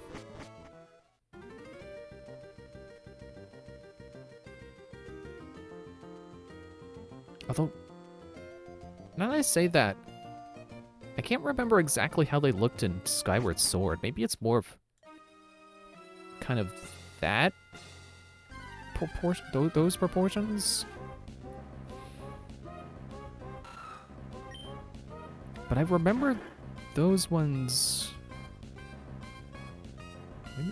Maybe it is riffing off of that. I don't know.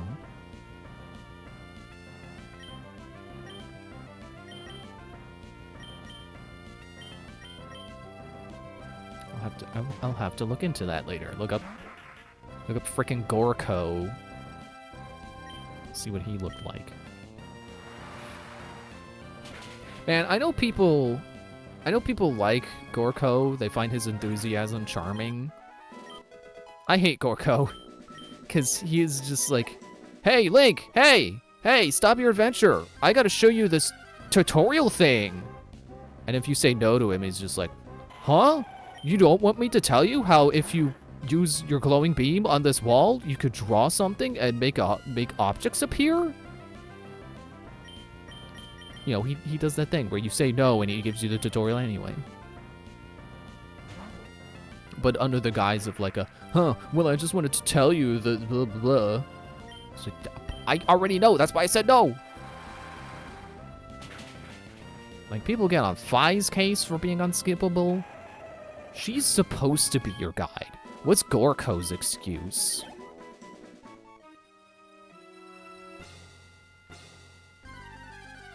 And you know, Fi doesn't give you the option to say no and then tells you anyway.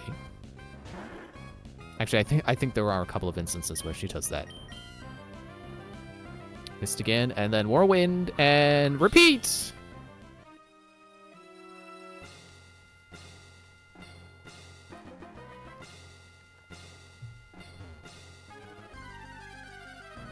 But, you know, most of Fi's tutorials are mandatory, and then they're not usually under the guise of, would you like to hear it? And then if you say no, she tells you anyway. Most of them don't do that. But like every single thing with Gorko is like, you can't skip it, you can't avoid it, you can't run away from him. You have to hear it.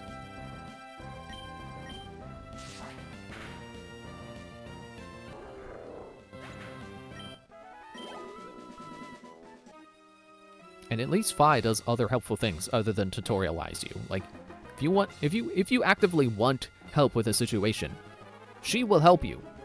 You can press the Fi button and be like, hey, what was I doing? I don't remember the thing that I was supposed to be doing right now. I haven't played in a while. Or if you can't figure out where to go. Or if you want an assessment of how prepared you are for the area you're in. Or if you want to know what an enemy does, because you can...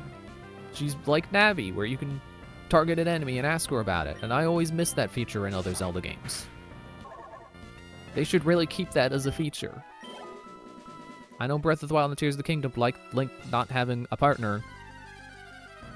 I want another Navi. I want them to keep having Navis that I can ask about the enemies.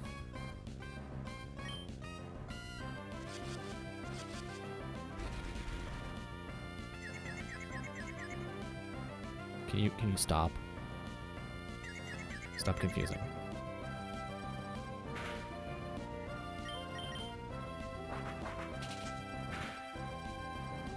Ow.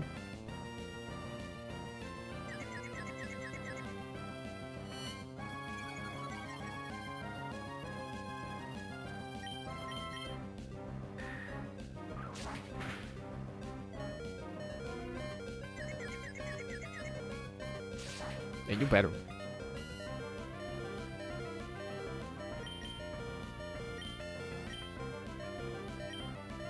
I'm trying to listen to the music. I think there's a I think there are background elements I haven't been hearing until now.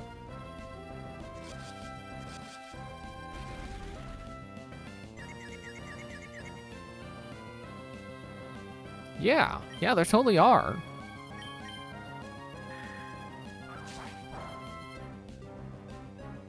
I don't know how to describe the part I'm listening to, but it's a very background element that, at least in my headphones, is hard to hear. But I can barely hear it.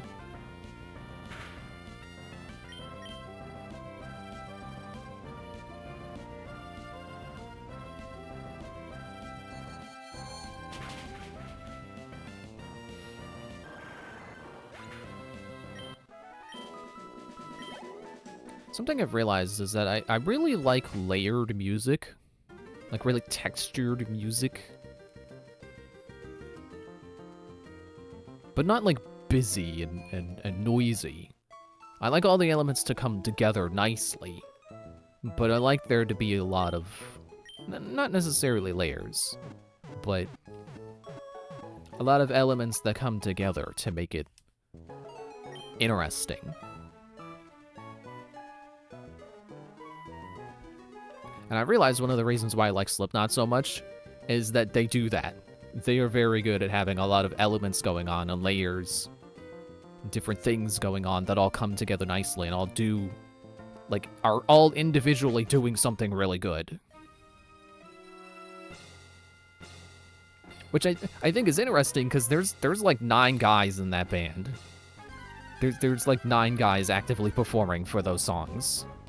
And they all do something really good.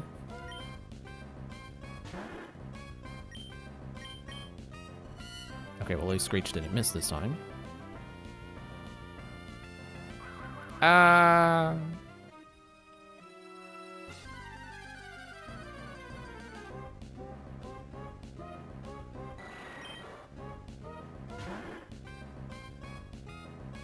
don't want to fight you. You're gonna use Confuse Ray.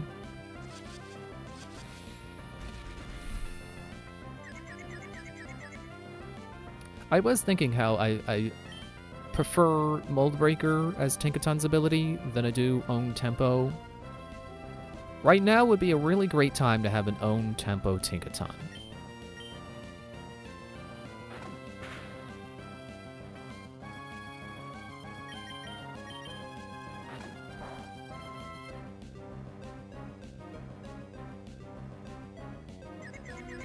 Come on.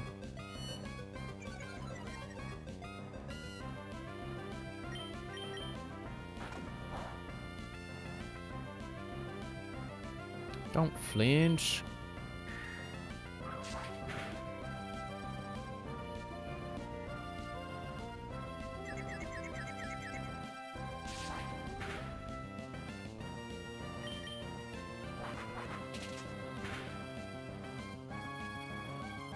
Come on. Yes. Good.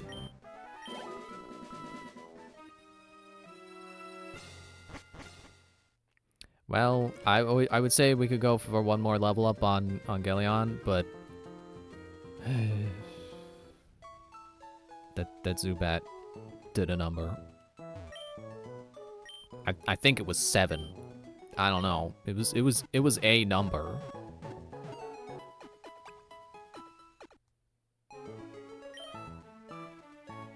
Just for the heck of it, let's do one more. How much money do I have right now?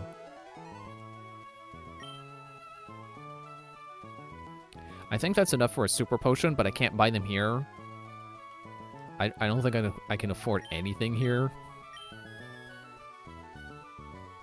I could buy a full heal.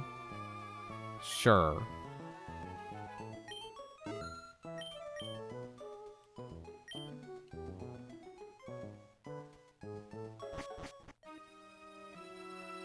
What do I want to open with?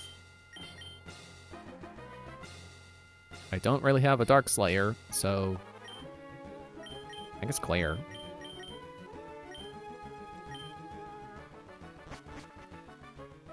Maybe not the best one to... not the best one to open up with against the Mighty Yenna. Man, what does Sydney have to do with dark types? How do you get Sydney from dark? Is it because he's sitting on his knee? I like that was kind of timed, that it was like Gelion was laughing at my joke. I didn't mean to do that.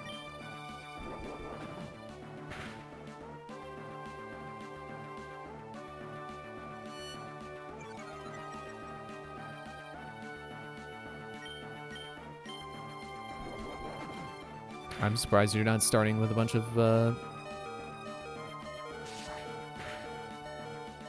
sand attacks. Crunch?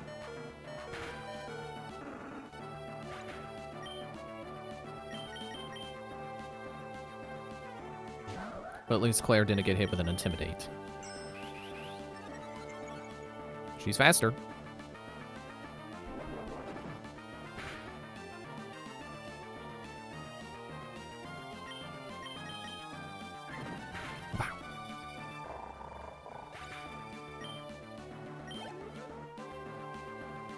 Shift tree. I will shift my tree out too.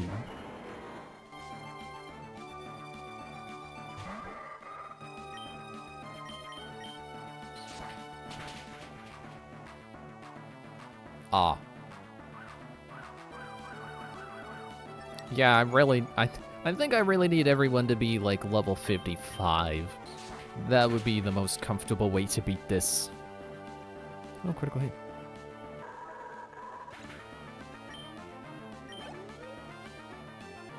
Let's use Absol. Absolutely.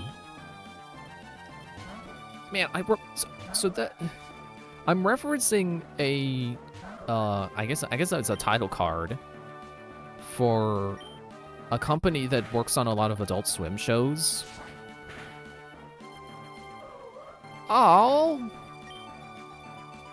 but yours are stronger than mine. Well, levels. But so there are several Adult Swim shows that end with that title card, the absolutely. And I remember there once being one. What?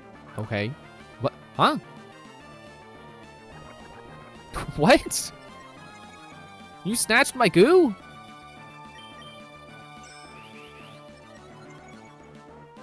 I didn't know Absol could do that.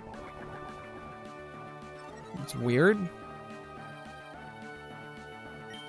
So there was one show, I do not remember what show it was, that ended with a title card that kind of went along with the Absolutely one. I don't think it was like a... As far as I know, it wasn't like an extended version of it or like a sub company that is also, you know, working on the same stuff. But they had a title card that was like, I want to say they said like positively or something. You know, in a similar, with a similar title card. Oh, good. You got rid of the poison, too.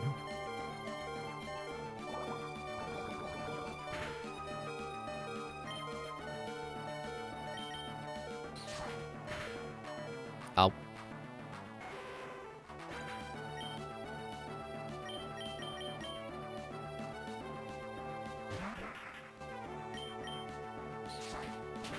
Maybe I should train everyone up to level 50, not just level 45. Ow!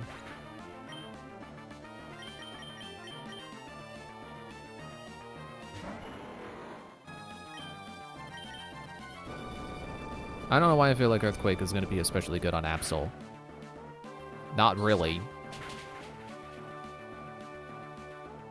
Ow.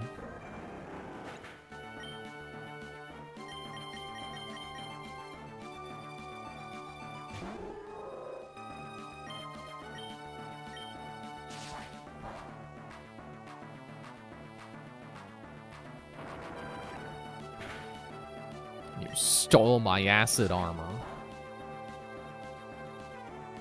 There's no way I was going to be able to beat that Absol.